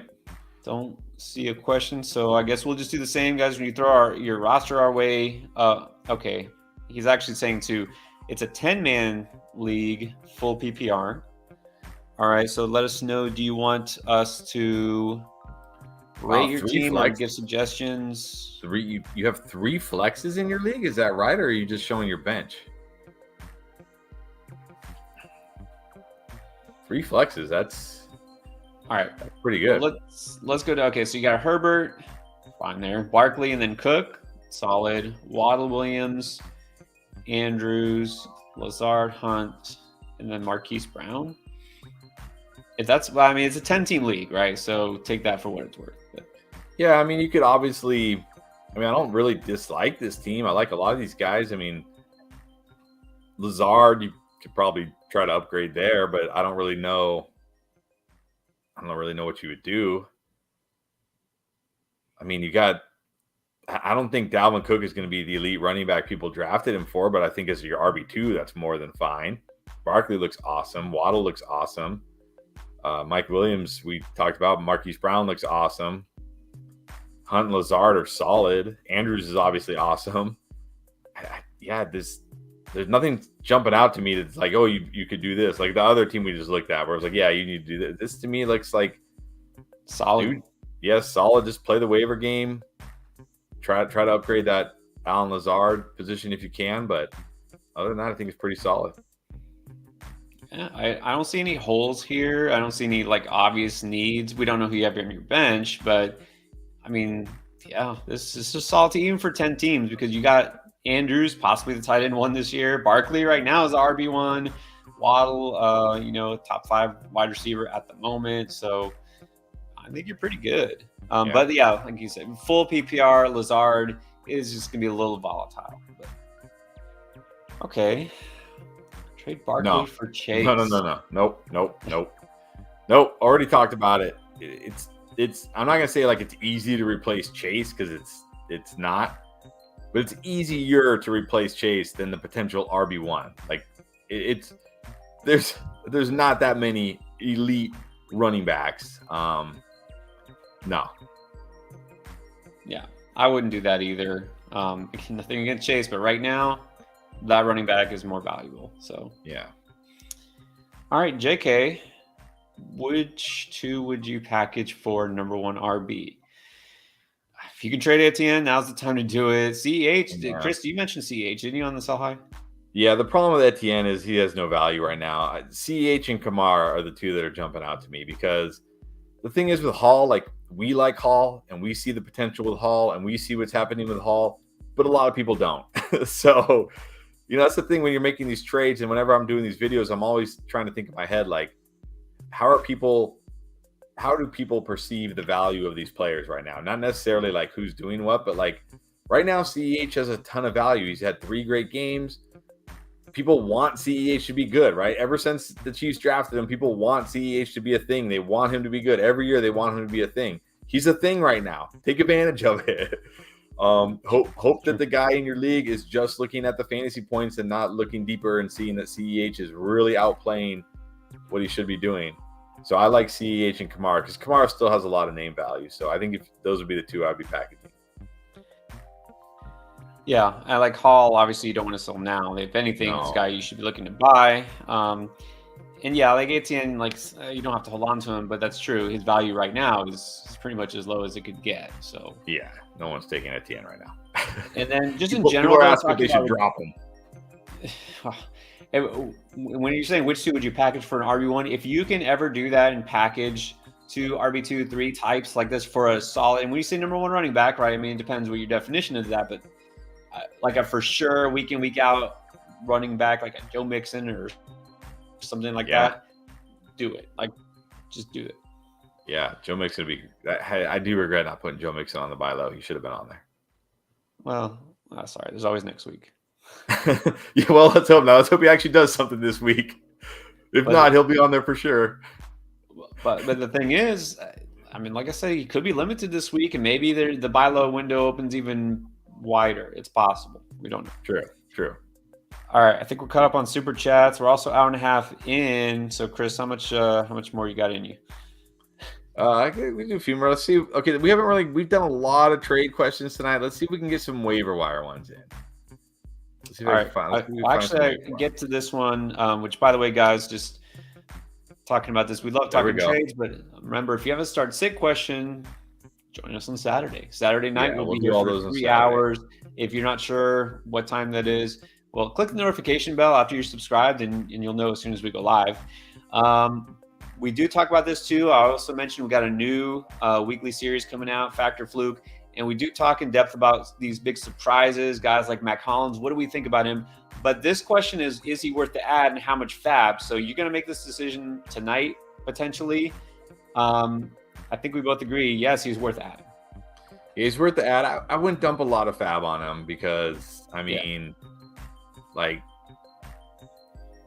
he's not going to do what he did last week. Renfro's coming back. They have Waller. They have Adams.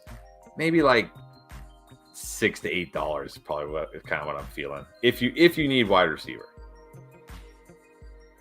Agree. I mean, worth an ad? Yes, definitely. Don't empty the wallet. Renfro's coming back. He's not going to be the guy there ever with Devontae Adams. So worth an ad in a deep enough league. You know, I picked him up in a couple of leagues, thankfully, last week. So I don't have to spend up on him, but I wouldn't go more. What did you say? $6 to $8? Is that what you said? Yeah. I'd probably do more like 6. Yeah. I was going to say, I wouldn't go higher than 10, but 9 would be like the most. Yeah. All right. So Carlos with a super chat. Thank you. Appreciate that. Traded Pierce for Swift. I like it. I mean, yeah, you're going to take a hit short term, but I still think Swift is going to be great. Come back after the bye. Hopefully he can stay healthy. If he stays healthy, I think he'll be great. Pierce is fine, but I just don't think he has the upside of Swift. So I like that trade. Yeah. I mean, I know a lot of people wouldn't do this right now. And look, Swift, it is possible. You don't play him for 3 weeks, but that upside is so massive. I think that's okay. Of course, we don't know the state of your roster right now. I think it's okay to do that because I don't see Pierce as a league winner per se. Yeah. Gus says, using my waiver wire on Brian Robinson Jr. Smart. Yes, definitely do that. And also should mention, because it's coming out too, we do waiver wire each week, right? We're here to help you with waiver wire picks. You know, I do the waiver wire video right after Sunday. We also have early waiver wire called Beat the Breakout. I talked about Brian Robinson and stashing him and adding him 2 weeks ago. All right. So these are the guys you want to add before everyone else is on them. All right. So I'm going to get some more of those guys in for this week. So don't forget to check that out. All right. And then I'm all in. I remember this. Got to remember the Bulldog there. Bulldog. What's up? Okay. So back here, I see start sit question. Jeff Wilson or Rashad Penny? Penny. Very easily Penny for me. Very easily. Definitely Penny. Got to agree with that. don't think we did this one. No, we did not. Jose Diaz is asking 12-man full PPR. He's deep at RB with Eckler, Mixon, Zeke, Khalil Herbert, Michael Carter. Needs a receiver. We got Kirk Olave, A-Rob. Yeah. Boyd, Lazard. Okay, so what would you do here? You're deep at running back, but unfortunately, the guys you have don't have a lot of value right now. Maybe this is the time to trade Zeke coming off a touchdown, right? Yeah, like, again, if you could package Zeke, and I'm trying to think, but see, like, who are you going to package it? Like, the problem is Zeke isn't going to get you necessarily an upgrade at wide receiver, probably. I mean, maybe you could trade Zeke and get, like, I don't know. I was going to say a Bateman, but I don't even know if you could get Bateman for Zeke, honestly. Like, like, you almost need Zeke to go off this week, which you could do. He's got a good matchup this week. Like, score 2 touchdowns, and then maybe you could package him. But see, I don't really like. I don't want to give up Kirk. I don't want to give up Olave. I mean, unless you can give up Kirk and Zeke and get like a better wide receiver, like a wide receiver upgrade. But I don't even know if you can do that. So yeah, it's tough. I don't think I would give up Kirk. I mean, at this point, it's going to be really hard to upgrade from that, anyways. Yeah. Obviously, you can't trade Allen Robinson unless somebody is just sleeping through the season, in which case they're probably not active on the trade market anyways. I might try to package Lazard with a running back, not Mixon, and get a really higher end wide receiver. So maybe you could do Lazard and Zeke. Lazard and Zeke. If you can get a really solid wide receiver too, like a top 20 kind of guy for Lazard and Zeke, I think that's the move. Yeah. Okay, so question now, would you pick up Goff to start over Cousins? I might this week. Going to London against the Saints. Goff is just, even in good matchups, Goff is just is what he is, right? He's not getting 300 yards or having like a 4-touchdown game. It's hard to get excited about him, even against Seattle. I just don't know. I mean, I'm not expecting a good game from Cousins. I just don't know if Goff is really much better. True. It is hard to get excited about Goff. I mean, I've got Goff in that league where I have Russ and Stafford. I've got Goff, and he's just been sitting on my bench. I just keep rolling out Stafford and Goff because I'm like, Stafford and Wilson because I'm like, I just can't get excited about Goff. Even though he's outscored him like pretty much every week. Sadly. Yeah, and here's the thing, looking at the schedule, okay, besides this week, let's say it's close, the following week, Goff has to go to New England, all right, so kind of a tough road game, and then he has a bye. So you really would only be picking him Goff for this week. So I would just stick with Cousins. That's true.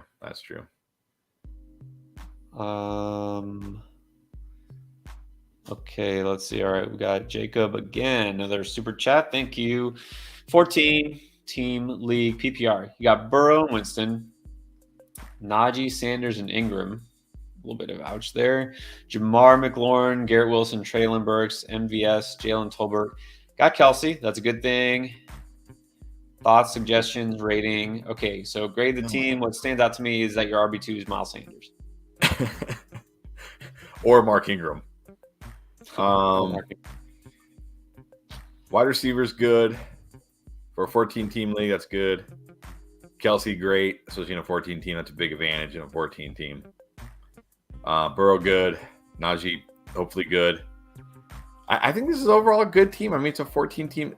If Miles Sanders is my RB2 in a 14-team league, I'm probably okay with that because just got to work the waiver wire hard. I mean, I know it's been tough on the waiver wire so far, right? We haven't had any big injuries. And like the guys who have gotten hurt, like David Montgomery, DeAndre Swift, most people already had Jamal Williams or Khalil Herbert on their teams, unless you're in like shallower leagues. Like most deeper leagues like this one, probably those guys are already on teams. So I think for a 14-team league, this seems like a pretty good team. Yeah, no, it's solid. And obviously, you're not loving it right now because Jamar Chase hasn't really gone off other than week one. Burrow, they struggled the first couple weeks. Najee hasn't really lived up to expectations, but Yeah. look, you're pretty deep and you got Kelsey. That's good. Um, I still would try to get somebody better at running back somehow. I'm not sure how, but yeah. But overall, it's pretty solid. It is kind of like an 8 for me, 8 out of 10. Yeah.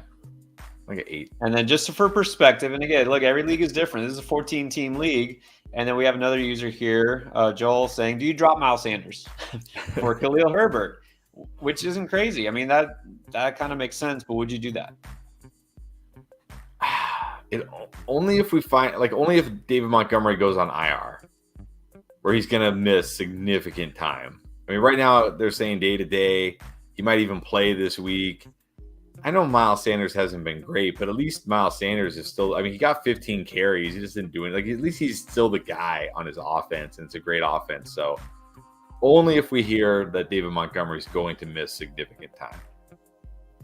Yeah, and I don't think he is. Like, it's up in the air for this week, but that's the thing. You're dropping a guy or you're dropping Sanders for a guy that might only give you 1 week of value. I mean, maybe he gets some run rest of the season, but are you really starting him? You know what I mean? It depends on your roster, but I don't do it unless I really need somebody for this week, right?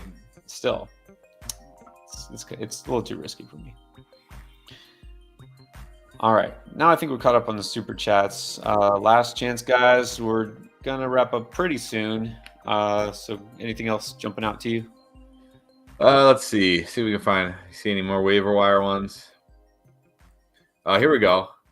How much to spend on Jamal Williams? Kyle asking, how much to spend on Jamal Williams? I mean, if you're the DeAndre Swift owner, then you probably should want to spend up because you might need him for the next couple of weeks. I think for Jamal Williams, I'd go as high as 15%.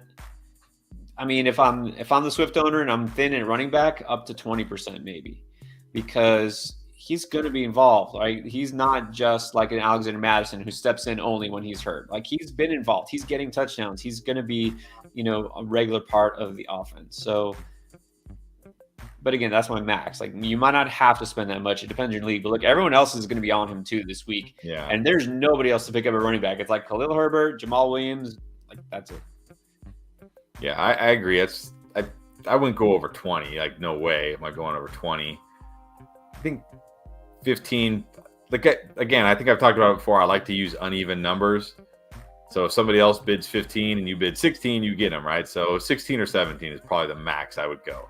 This is like where you like when it comes to the fab stuff, it's really advantageous if you know your league and how much they like to spend, because some leagues people will go nuts, right, on the waiver wire. Like, somebody will drop like $50 on guys, and some leagues people are like super stingy and you can spend less. So, but that's about ballpark. And generally speaking, I like to spend less early in the season, not because I'm like a miser and want to save my money, but you're going to need it right before the playoffs. That's when those pickups matter most. And also people overreact, overspend early, right? Those guys, flash in the pan or they burn it, whatever. Like, so don't overspend for somebody early in the season. And I know people love to say things, well, you get more value out of them. You get them for 15 games as opposed to 5 games or whatever. You don't know that. You get 15 games of suck, right? You don't know what they're going to do the rest of the season. So, especially for a guy like Jamal Williams, who, right, like if Swift is healthy, yes, Jamal Williams is going to get some run, but he's going to get maybe some goal line carries and maybe some between the tackle carries. He's not going to carry your fantasy team when Swift is healthy, right? So don't go blowing the bank for a guy that you might only use for a few weeks and then he sits on your bench the rest of the season. Same with like Khalil Herbert, right? Like, same thing. Yeah, exactly. And very similar, because those guys also don't catch passes. That floor, without a touchdown, that floor isn't there in a PPR league. All right, so Will again, he's saying he's desperate. Would you drop A-Rob for Zay Jones? Yeah, I think I said it earlier where somebody asked about dropping Elijah Moore for Zay Jones, and I said I would drop A-Rob instead. I think At least Zay Jones is getting targets, right? At least he's getting targets. Like A-Rob not even getting, like barely getting targets. If you're desperate at wide receiver and you need somebody this week that you feel better about, I think I would do it. Yeah, well, exactly. You're saying desperate, meaning you're probably going to start one of these guys this week. I mean, I hate to not give him at least 1 or 2 more games, but if you need to do it, you can do it. Yeah. Carlos says Alvin Kamara for Jones or Chub. I mean, this feels very lateral to me. I mean, Kamara and Jones, almost kind of the same guy these days, aren't they? Yeah, I mean, Jones will catch more passes, but Chubb will get more work. Like, yes. Look, I know your feelings on this, but out of those guys, I'd rather have Chubb. That's kind of where I'm leaning. There is like a part of me that's thinking maybe Chubb is just going to have an outlier season this year, and he's going to run for like 2,000 yards and score 15 touchdowns, and everybody's going to be like, oh my God, like Chubb is so awesome. And look, he has the talent to do it, right? So yeah, out of those 3 guys, I probably take Chubb. But it seems very lateral to me. Like these guys, like they're all kind of like the same to me. But yeah, but I'll take Chubb. I would take Chubb. Okay, a couple quick waiver wire questions here. Would you use your waiver priority on Zay Jones? Like if you have the number 1 priority? No. I'm saving that for like, I don't know what, but trying to think of a situation where like, okay, Dalvin Cook down for the season and Madison is on your waiver wire. Like we know Dalvin Cook's season is over. Like he's done. Right. His season, like he, knock on wood, it doesn't happen, but like he tears his ACL, his season is over, and somehow Madison is sitting on your waiver wire. Right. Bam. I'm using it for a guy who is a difference maker, and I know he's going to be a difference maker for the rest of the season. Or like a rookie breakout, like, something like that. Like I'm not using it on Zay Jones. Right. Don't use it just to use it. Yeah, Zay Jones, pick him up, but don't use your top priority on him. No, like a guy like Chris Olave, like maybe him, but yeah, not Zay Jones. Yeah. All right, let's lightning around this thing. Trade Rondale Moore for Brian Robinson in a heartbeat. Give me Brian Robinson. Like never been on Rondale Moore. I'm not on Rondale Moore. I've never been a Rondale. It had nothing to do with the injury. I've not been a Rondale Moore fan at all. I'd trade him for a pack of gum at this point. This is an interesting trade one. Somebody offering me Jonathan Taylor for Kelsey, straight up top running back, maybe top tight end. If you're getting Taylor, I'm taking that because again, like. Kelsey's great and all, but I can stream tight end. There's going to be some struggle streaming tight end, but potentially getting the number 1 running back, I'm taking Taylor. Would you? Oh, yeah, I would take Taylor too. Would you trade Kamara for Jones? I literally just said kind of the same guy these days. Yeah. I think I'd prefer Kamara at this point, but it's close. Yeah, I slightly prefer Kamara because at least he doesn't have AJ Dillon there. Literally getting the exact number of touches, the exact number of carries, the exact number of receptions. Like he's pretty much the guy. So I'm going to slight edge to Kamara, very slight. Yeah, slightly prefer Kamara. Trade Dotson for Dobbs. I think I prefer Dotson. Just by a little bit, but at least we've seen Dotson on the field and producing, but this is close. I hate to do it because, again, now we're getting like flashbacks, like PTSD from Marquez Callaway and all that. But look, we heard it, in the preseason. Dobbs is the number 1 guy kind of there. Like Lazard, you know what I've said about Lazard, right? He'll catch 10 touchdowns this year, and he'll be lucky to get 700 yards, like 50 catches. He's not going to be a top 25 receiver in PPR leagues. Dobbs was on the field 89% of the snaps last week, and he led the team in targets, and he caught all 8 of his targets. There's a legit connection there. And now that they're trusting him, they're like, hey, he came through. Like maybe there. I would rather take the chance on the guy who could be the number 1 receiver for Aaron Rodgers than the guy who's really going to be the number 2 or 3 receiver for Carson Wentz. So I think it's worth a shot.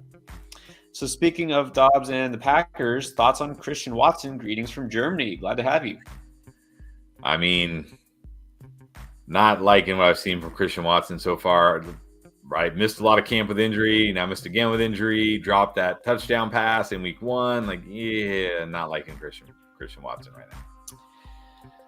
No, I mean, I probably got a little overhyped on him after watching him in the combine and looking at his measurables. And he's another guy who's going to be a combine warrior. Drops have been an issue. They were still an issue in training camp. He dropped his very first ball ever thrown to him in a game that should have been a touchdown. Maybe over time in Dynasty you hold him. In like redraft this year, yeah, you don't need to hold him. And then, okay, another Dobbs question. Drop Mooney for Dobbs. I mean, if Stinger is going to drop Mooney for Dobbs, you have to drop Mooney for Dobbs because there's no bigger Mooney fan than Stinger. Well, once Stinger gives up on him, you know it's time. Yeah. And then, we do. It looks like we might have a couple last-minute super chats. Sonny, I don't know if this is the same Sonny from our Discord and Patreon, but how much fab for Khalil Herbert? Yeah, not a lot. Because Montgomery's going to be back at some point, and when he is, he's the guy. So again, kind of like what we talked about Jamal Williams, like 15-ish should probably be my max. If you're like desperate at running back, and also that we hear Montgomery's going to miss time. That's the other thing. If you could drop $15 on Herbert tonight, and then it's like Montgomery plays this week, and you just have a handcuff that you spend $15 on, basically. That's exactly right. Don't go crazy. I know it's so tempting. You look at what he did last week, but you have to look long-term. Look, Montgomery might not even miss a game. And even if he does, okay, you got Herbert for one game, and then what, right? Yeah. And this is a guy, said again, in PPR, his value is limited because he literally does not catch any passes at all because he's not good at it, right? He graded out really low at receiving last year from PFF. They're not going to use him that way. So, yeah, 15 would be like the max if you need a streamer. Okay, another super chat from Jared. Should I package CMC for Mixon and Pittman? If you're getting Mixon and Pittman, yes. Absolutely. If you can do that, do that. Absolutely. Because really, you're getting an RB1 and a wide receiver 1 for a running back. So, and then Drunken Hamster. Not making that up. PPR trade Kelsey, Evans, and Juju for JJ, Javonte, and Hawk. Kelsey, Evans, Juju. Ooh. Man. Like Juju and Hawk to me, like whatever. Like, okay, whatever. I think do I want JJ and Javonte or do I want Kelsey and Evans?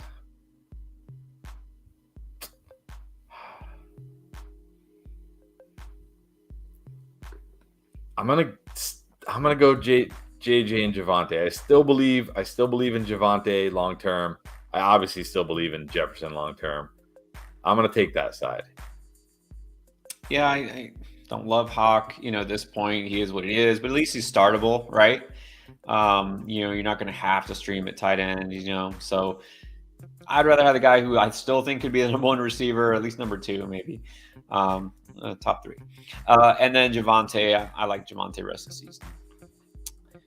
And then, there's another one. Keep jumping up here, guys. Thank you for the super chat. Mark Maloney, rate my team, 12 man. So you got Russ and Tua, CMC, Barkley. That's crazy. We see so many teams that have that combo. Yeah. Aaron Jones, Sutton, Lamb, Deontay, Pitts. And he's 3-0. That's pretty impressive considering that Russ is your quarterback and CeeDee Lamb and Pitts. I don't see anything that like makes me think like, oh yeah, make a move. Like I still think CMC will be great. Barkley looks great. Jones is fine when like for this team when you need Aaron Jones, great. You'll be fine there. Sutton, Lamb, Deontay. I like that wide receiver group. Pitts, I think will be fine. The only thing is QB, but I'm not going to move any of these guys just to upgrade my QB position in a 1 QB league. So I don't. You're 12-0. You're 3-0. Your team looks great. I don't think you have to make any moves. Like I don't see any moves you have to make. Honestly, if Russ gets at least kind of close to what we think he might do, and Sutton, of course, is going to be kind of along for the ride and part of that, this could be a championship team. Honestly, I think this Definitely. would be if Russ was even doing slightly better. This would be I give this team like a 9 out of a 10. Sure. The fact you're 3-0, either you had favorable matchups or maybe you did start 2 in week 2 instead of Russ. That makes me think that's what you did. Or you had Aaron Jones flexed out. I don't know. But yeah, I mean, you got a really good team there. So I don't make any moves right now.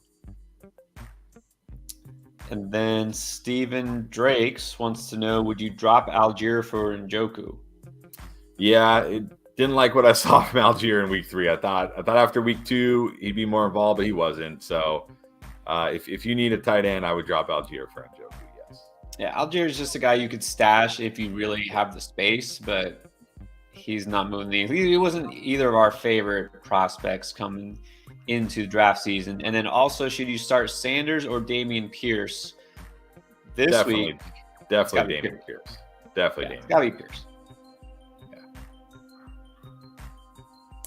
Coop. Mahomes for Pittman and Carr. Yes. Okay, I'm assuming it's a 1 QB league. Anytime I can trade a QB, like I would trade Mahomes to get Pittman and then just go grab a QB off the waiver wire if I had to. Like anytime I can move a QB for a great actual player, like a wide receiver or running back, I'm doing that. So getting Pittman and then also getting Carr, which isn't bad at QB, yeah, definitely doing that. And I'm looking the rest of his team. He has Stafford too. So like even if Carr craps out or has a bad matchup or whatever, he's fine at quarterback. Yeah. And you know what? Honestly, even if it's super flex, I still do it because I don't think Carr is fine in the super flex league, and you're getting a really good wide receiver. So even in super flex, I do it. 1 QB apps, both. No matter what, I do it. I just do it. Yeah, do it. I would do it too. You know, I'm big on Carr. Still have hope for him. Maybe top 10 finish. Look, the Raiders are bad, but that's good for him. He's still, 300 yards and 2 touchdowns last week. The defense being bad is good for his fantasy numbers. So I think that he'll be fine. So definitely do that. And then Sun AAA, he traded CEH and Jamal Williams for Herbert Hunter. Hunter Henry? Hunter Renfro? Henry? Maybe Renfro? Okay, clarify for us if you can drop a comment in there. Who exactly Hunter is you're talking about? Is it Khalil Herbert and Hunter Renfro? Mm-hmm. Yeah. Okay. So clarify again, Sun AAA. If you're with us still, let us know who exactly you're talking about, so we don't assume anything. We'll go back to that one. Let's go back to that one. Coop dropped another super chat here. He just got this Mahomes and Higgins for Carr and Devontae Adams.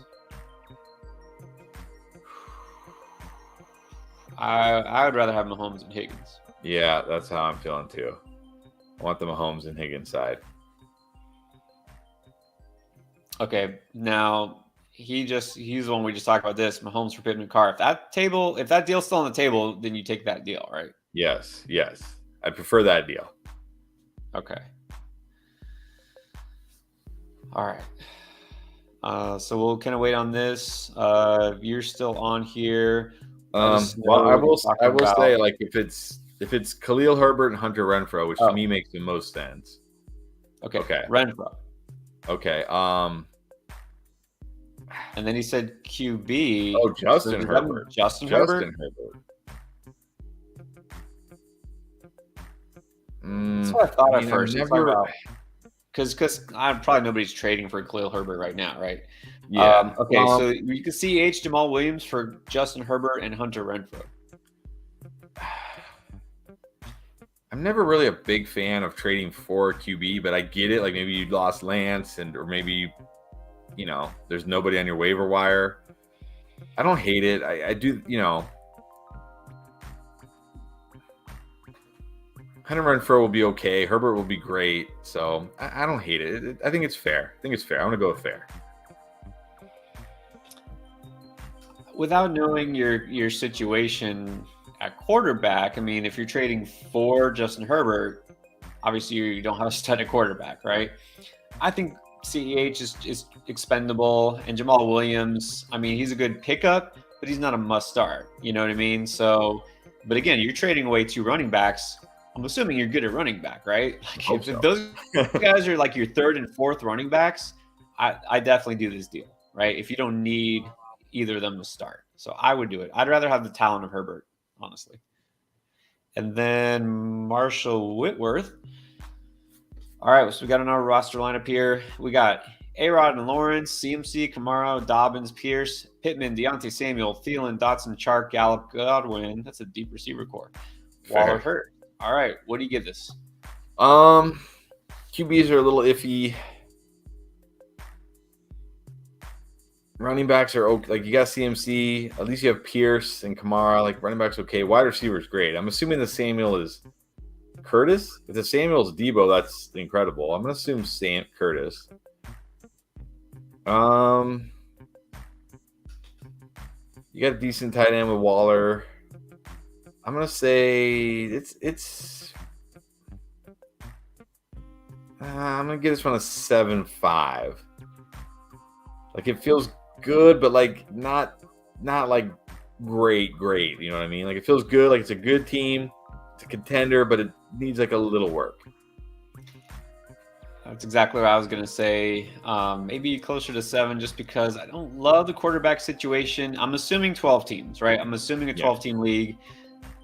You know, your quarterback in a mix and match, you just don't have that guy who's really going to carry you. CMC, look, if he winds up being the number 1 player in fantasy, okay, that changes things. It doesn't look like he's that right now. Like, he'll still be a stud running back, but and then Kamara, you honestly have a couple of guys.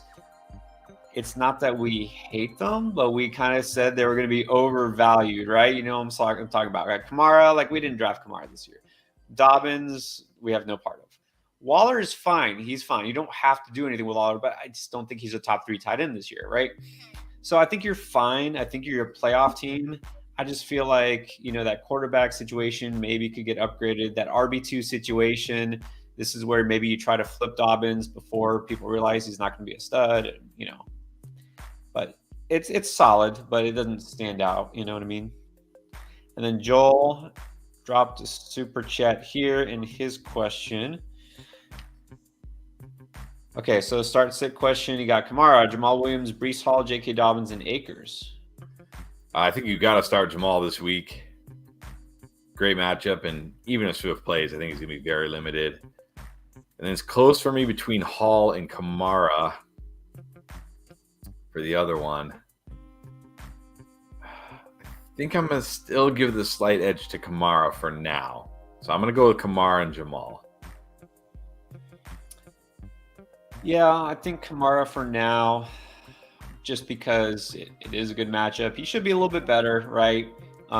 Look, I know the receivers are probably going to play, but they're a little banged up. I think Kamara does have a better game. And then Jamal Williams. You know, Breece Hall, soon enough, he'll be in your lineup every week, just not yet. And then I love Akers, but I'm not starting him. Jared, okay, back for more. We answered his question not too long ago. So he said he asked CMC and Mike Williams for Mixon and Pittman. I still do it. I don't think – I mean, unless CMC is like 2018, whatever year it was, where he averaged like 30 points per game CMC. I don't think we're getting that CMC this year. I don't think Mixon will be that much worse than CMC. And I like Pittman a lot more than Mike Williams. So I'll still take the Mixon-Pittman side. I agree. Do the Mixon Pittman, and you'd probably be happy with that. Yeah. And then Jacob in an 8-team league. All right. So Jeff Pittman. Okay. So now keep in mind, shallow league, 8 teams, 0-3 start. That's kind of harsh. This is the thing about 8-team league. I'll say this about an 8-team league. Like, I don't have 2 QBs usually in a 12-team league. If I'm drafting Justin Herbert, there's no way Mariota is on my roster. There's no way any other QB is on my roster. Like, it's an 8-team league. I feel fairly confident I can get a QB. Unless it's like super flex and you didn't put that in there, then of course I take that back. But I'm assuming 1 QB. JT, Javonte, Gibson, Jacobs, Breece, Edmonds, Jefferson, Pittman, Olave. Yeah, you've been a little unlucky here to start. Like, you've got some good players, but like Jefferson, obviously the last 2 weeks, Pittman missed a week. Javonte has just been okay. JT, Javonte and JT were only great in week 1. But you've got some good pieces here. Like, I still like your team.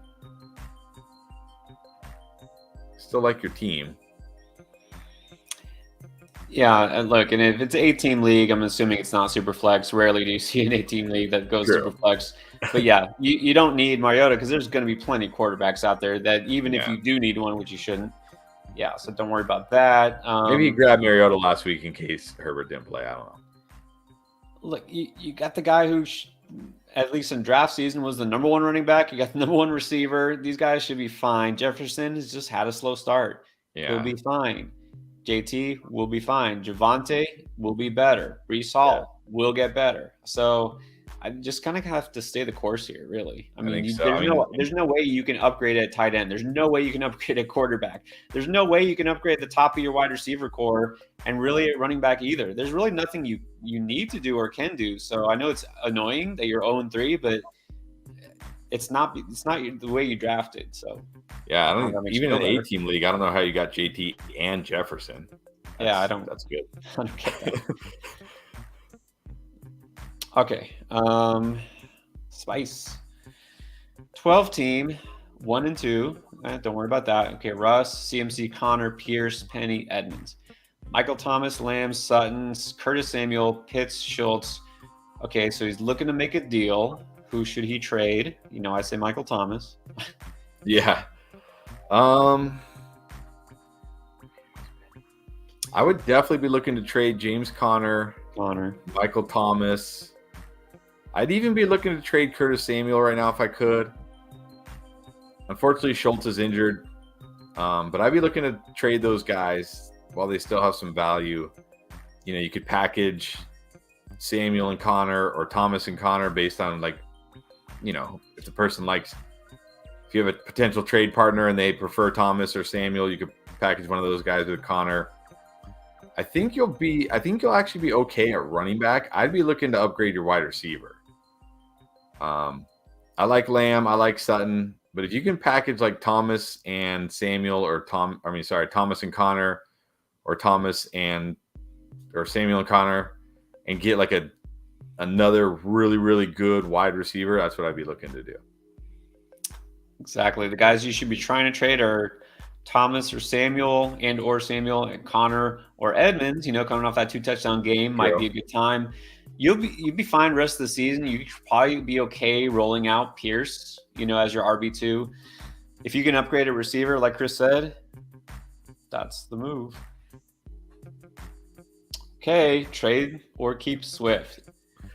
In a vacuum, I'm keeping Swift because I still believe that his upside is just ginormous if he can stay healthy. But of course, if you get a great offer, like you have to take it, right? Like if somebody is, offering me T. Higgins and I don't know, a decent running back, something like that, where I'm getting like a really good wide receiver and another good running back, I might have to say yes to that, something like that. But in a vacuum, I'm keeping Swift. Yeah, this is not the time to trade him because obviously his value taking a hit, but also it's too soon to say, this is a bum. He's always going to be hurt. Yeah. What you really need a guy like that for is the second half of the season. Yes. So that's what I was saying. Last year he was awesome like the first 10 or 11 weeks, and then he was gone when you needed him. Maybe this year it'll be the opposite. He'll be gone when you don't need him, but he'll be awesome down the stretch. Just need him to stay healthy for the last 10 weeks, right? Just like he did last year. He stayed healthy for the first 10, just need him to be healthy for the last 10. There you go. Smart. That's a smart move, DeAndre. All right. Yeah, unless you get, a Godfather offer, which you never know, right? People do that, but probably hold. All right, Donnie Stanley, 12-team PPR. Hurts, Chase, AJ Brown, Hollywood, Dalvin, J-Rob, Higbee. And on the bench, he's got Terry, Gallup, Ramondre Schultz, and Madison. All right, so you set a quarterback. You're set at wide receiver. You got 3 studs. For a 12-team league, that's really good receiver core. Dalvin is your RB1. I mean, that's probably... J-Rob might be his RB1, actually, at this point. So, what would you do there?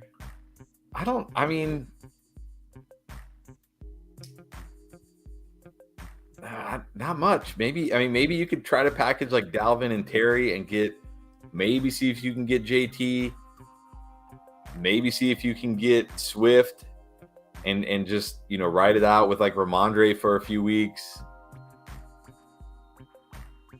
That's it. Like, this team's really good. Like Chase, AJ Brown, Hollywood, that's great. For me, if I'm going to make a move with this team, it's going to be to get a real stud, like a JT, like I said, a JT, a Najee, a Swift. Can't really get probably not going to get Barkley at this point because what he's done, but somebody like that who's like a real difference maker at running back. Like I said, take Dalvin and Terry while they still have some value and see if you can do it. Yeah, that's it. I mean, there's really not much you need to do here, except if you can get a stud running back, but of course, easier said than done, right? But you know what I mean? If someone's willing to, I don't even know if it's a huge upgrade, but maybe a guy like Mixon instead of Dalvin Cook. But no, I mean, you're pretty good there. Yeah. Okay, and then once again, Sun AAA. So I guess he says team is now. So I guess he made the deal, got Herbert. All right. Okay, so the team is Herbert, CeeDee Lamb, St. Brown, Mike Williams, Scary Terry, Hunter Renfrow, CMC Hunt, Chubb, Hawkinson, Dawson Knox. This is a 10-team league, but still. Still that's pretty good. You've got a top 5 quarterback. You've got 2 great wide receivers and a couple of other wide receivers, not Hunter Renfrow, but Williams and Scary T, who can go off any week. You got CMC and Chubb as your running backs. I mean, it does hurt a little bit to have Chubb and Hunt because it's not like you can't use Hunt when Chubb is on bye because they're both going to be on bye, but it's okay. Tight end's obviously your weakness here, but you know what? If my weakness is tight end, I'm totally fine with that. Like the rest of my team is stacked and then I have a weakness at tight end, I'm okay with that. So for me, this is like a 9. This team's a 9. That's exactly right. 9. Hawkinson, like I said, is startable. Knox will have his moments. Not everybody can have Mark Andrews or Travis Kelce. So, only 2 people get to. Yeah, I think you're good. Yeah, you're way good. I am 0-3. Condolences. Hopefully we can help you out there. Okay, Jared Goff, Pittman, Mike Evans, A-Rob, CMC, Montgomery, Goddard, Hunt in flex. Do I make some trades? If Goff is your starting quarterback, yes. But besides that, look, Allen Robinson, I mean, you can't start him anymore. Yeah, I mean, if the problem, like if this is your team, like I don't really know what you can do here. You got Pittman and Evans, obviously A-Rob, that was a bust probably, but you can't. The problem is everybody knows it. Like you can't go flip A-Rob. Can't trade him. You're stuck with him. Montgomery, you got to hope he's healthy, and if he is, I think he'll be great. You have a good tight end. Yeah, I don't. Other than QB, but again, how are you going to upgrade at QB? That's the thing. We don't. I would say this would be a good example. If you want to post your full roster in the Discord, if you're in there, I don't know yet, but if so, guys, join the Discord. Link is down below, and let us know because you might have a bench piece that might have more trade value than Allen Robinson, who has no trade value at this point. So, yeah. I mean, obviously you don't want Goff as your starting quarterback. I'm guessing, and I don't remember. I know you posted earlier. I can't remember. Maybe you lost, Trey Lance or something. But yeah, you don't want Goff as your starting quarterback. Edule. There's Goff again. All right. Because Prescott on the IR. All right, that makes sense. Okay, but you got Najee, J-Rob, Tyreek, CD Cooks, Higbee, AJ Dillon. Bench, you got Brady. Okay, well, you can go with Brady. This week, go Brady, by the way. This week, go Brady. Mooney, Claypool. Okay, so what do you make of this team? I mean, if Najee gets it together, this team is a contender because your wide receiver 3 is weak, but at least Cooks, hopefully Cooks will start giving us that upside we're used to at least. Higbee's solid. You got Dillon. I don't like having 2 quarterbacks. I know Brady's been bad, but it's not like Goff is like I'd rather just roll. I'd rather just roll with Brady every week. I'd just rather just roll with Brady every week and drop Goff, honestly. Yep. I don't know. I don't really see a lot you can do here either, because even the guys on your bench, like Mooney, nobody wants Mooney right now. Nobody wants Claypool right now. Nobody wants Mostert. Nobody wants Logan Thomas. Nobody wants Rashad White yet. Zay Jones, everybody's just now adding him off waiver wire. Like, nobody's going to go crazy for Zay Jones. Like, I don't really see a lot you can do here. I think your starting lineup is solid. You just had, like, Cooks hasn't really done much. You know, Najee's kind of been a disappointment. You lost Dak. Yeah, I don't really see anything. Nothing's standing out to me like, oh, do this. Yeah, this is a team that's going to have a hard time making good trades. So I would say, drop Goff, put Brady as your starter. When Dak comes back, you know, maybe that Prescott to Lamb connection kind of does something for you to kickstart it. Your team is still pretty good. I mean, if this is a 12-team league, I think you're fine. You're just going to want to play the waiver wire a little bit more closely. You know what? You maybe drop Goff, drop Mooney, look for guys with upside. Henry Odom. Okay. So this is a 10-team league. Got Hurts, Mariota, Barkley, Javonte, Sutton, Pittman, St. Brown, Pitts, Dillon, Stevenson, Pierce, Logan Thomas, Traylon Burks. What do you think? I like it. It feels like I drafted this team, well, except for St. Brown. But man, these are a lot of guys. These are a lot of guys I was drafting this year. Yep. Again, I don't know why do you have Mariota? You have Jalen Hurts. Why do you have Mariota? Yeah, 10-team league. Yeah.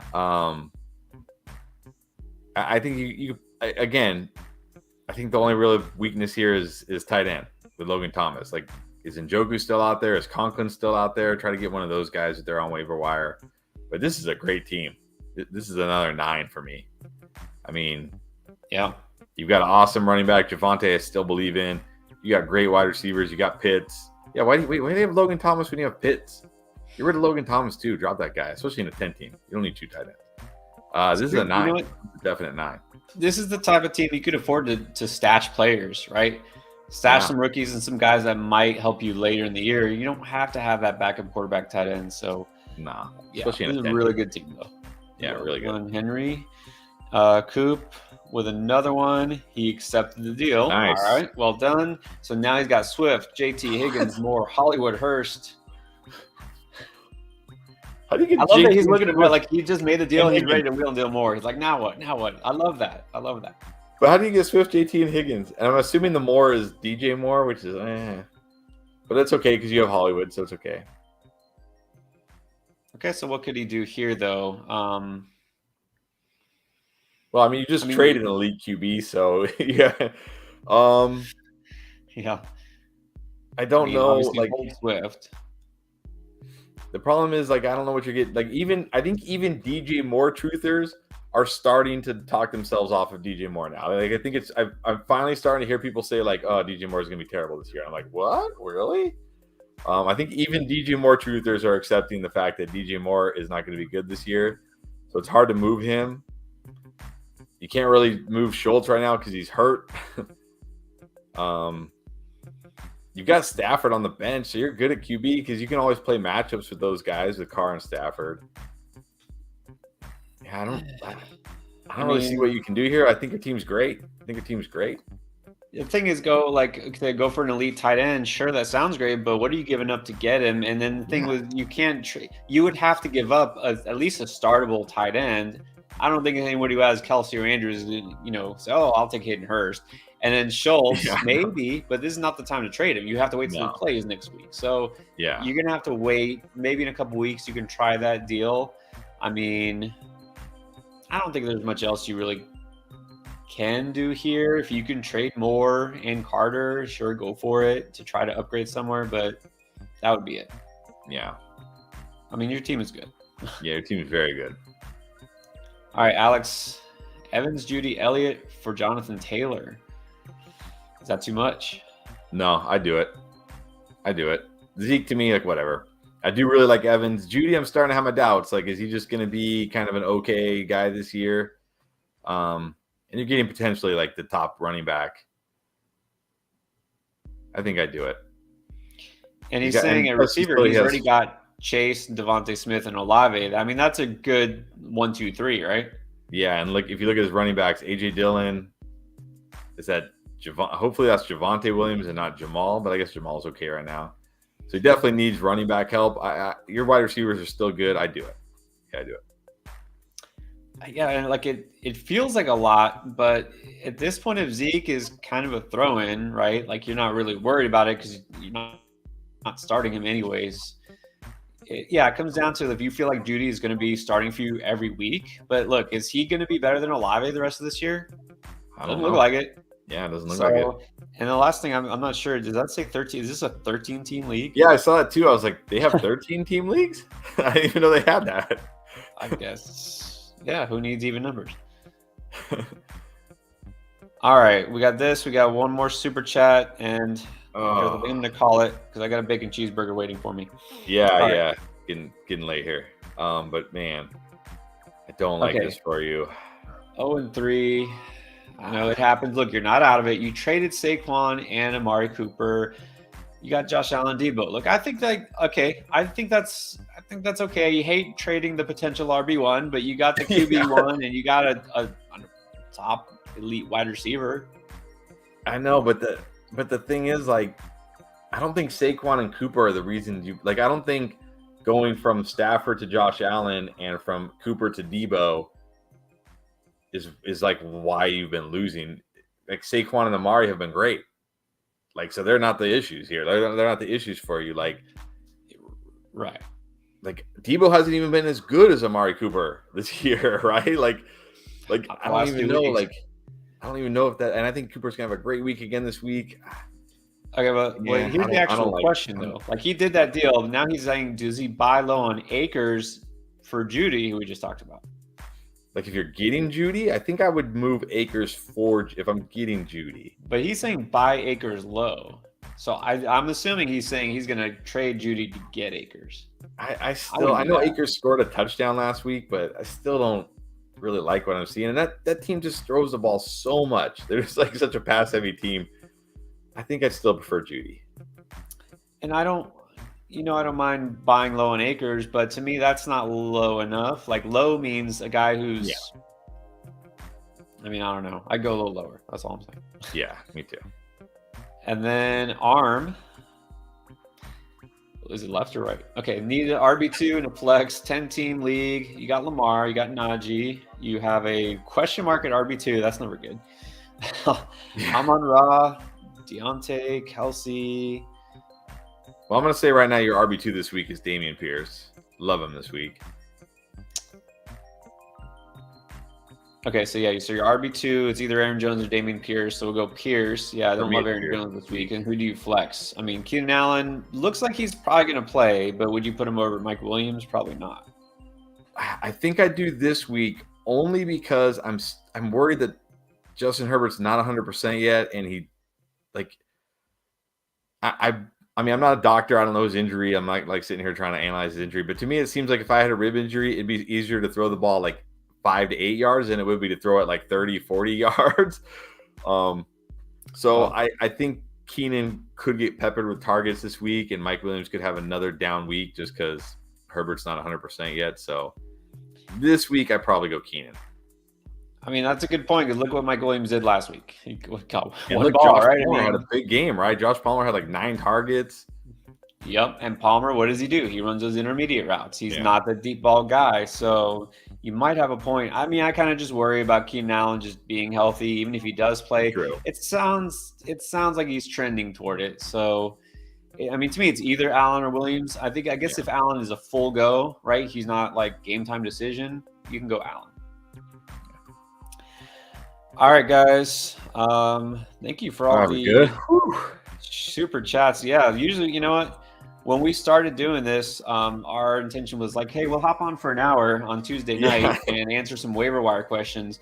But we had a lot of trade questions. We've much more trade than waiver wire. We had a lot of teams that just want their, team audits and some ratings. Yeah, I guess. Look, appreciate it, everybody, man. Like, man, this is honestly like been unbelievable this year. Man, just so grateful for all you guys watching our videos, commenting. Even the people who comment the hate, we're still grateful for you. We love you guys. Because honestly, like when we started this, we were like, maybe we'll get some views, right? Maybe we'll get a few views, maybe. And here we are, like spending 2 hours on YouTube with you guys. So thank you everybody so much. And look, I mean, realistically, we could just stay here all night. We said that we could be here 24 hours a day, but honestly, the only reason I realistically can't stay here all night is because I have to go get the wide receiver start sit video edited so you guys can watch it tomorrow morning. So I actually can't stay here all night. And I'm probably going to be up all night editing that video now, but it's worth it. So, and what I have to do is record another video so we can tell you who you should be adding or where you are before everybody else does. We talk about these guys. You asked him, Brian Robinson. You know what? 2 weeks ago, I said, add him. I'll tell you right now. I mentioned 2 weeks ago, Wandale Robinson. Stash him. You know what? I'm going to say it again because this is the time. Sterling Shepard is out for the season. Yeah. So I'm going to tell you him and some other guys. I think this is the time to stash. We're working to try to help you guys. That's kind of what we're doing here. Right. Grind. It's a beautiful grind, though. We love it. All right. Well, I really do have to get going and eat something and get this video done. Yeah, and actually, I do have a bacon cheeseburger. Don't forget the running back start sit is up right now. So if you missed that because you were in here, go check it out right now. Give you something to watch. Stay spicy, right. Roberto. Love you too, Roberto. All right, we'll see y'all later. All right, guys. Have a good night.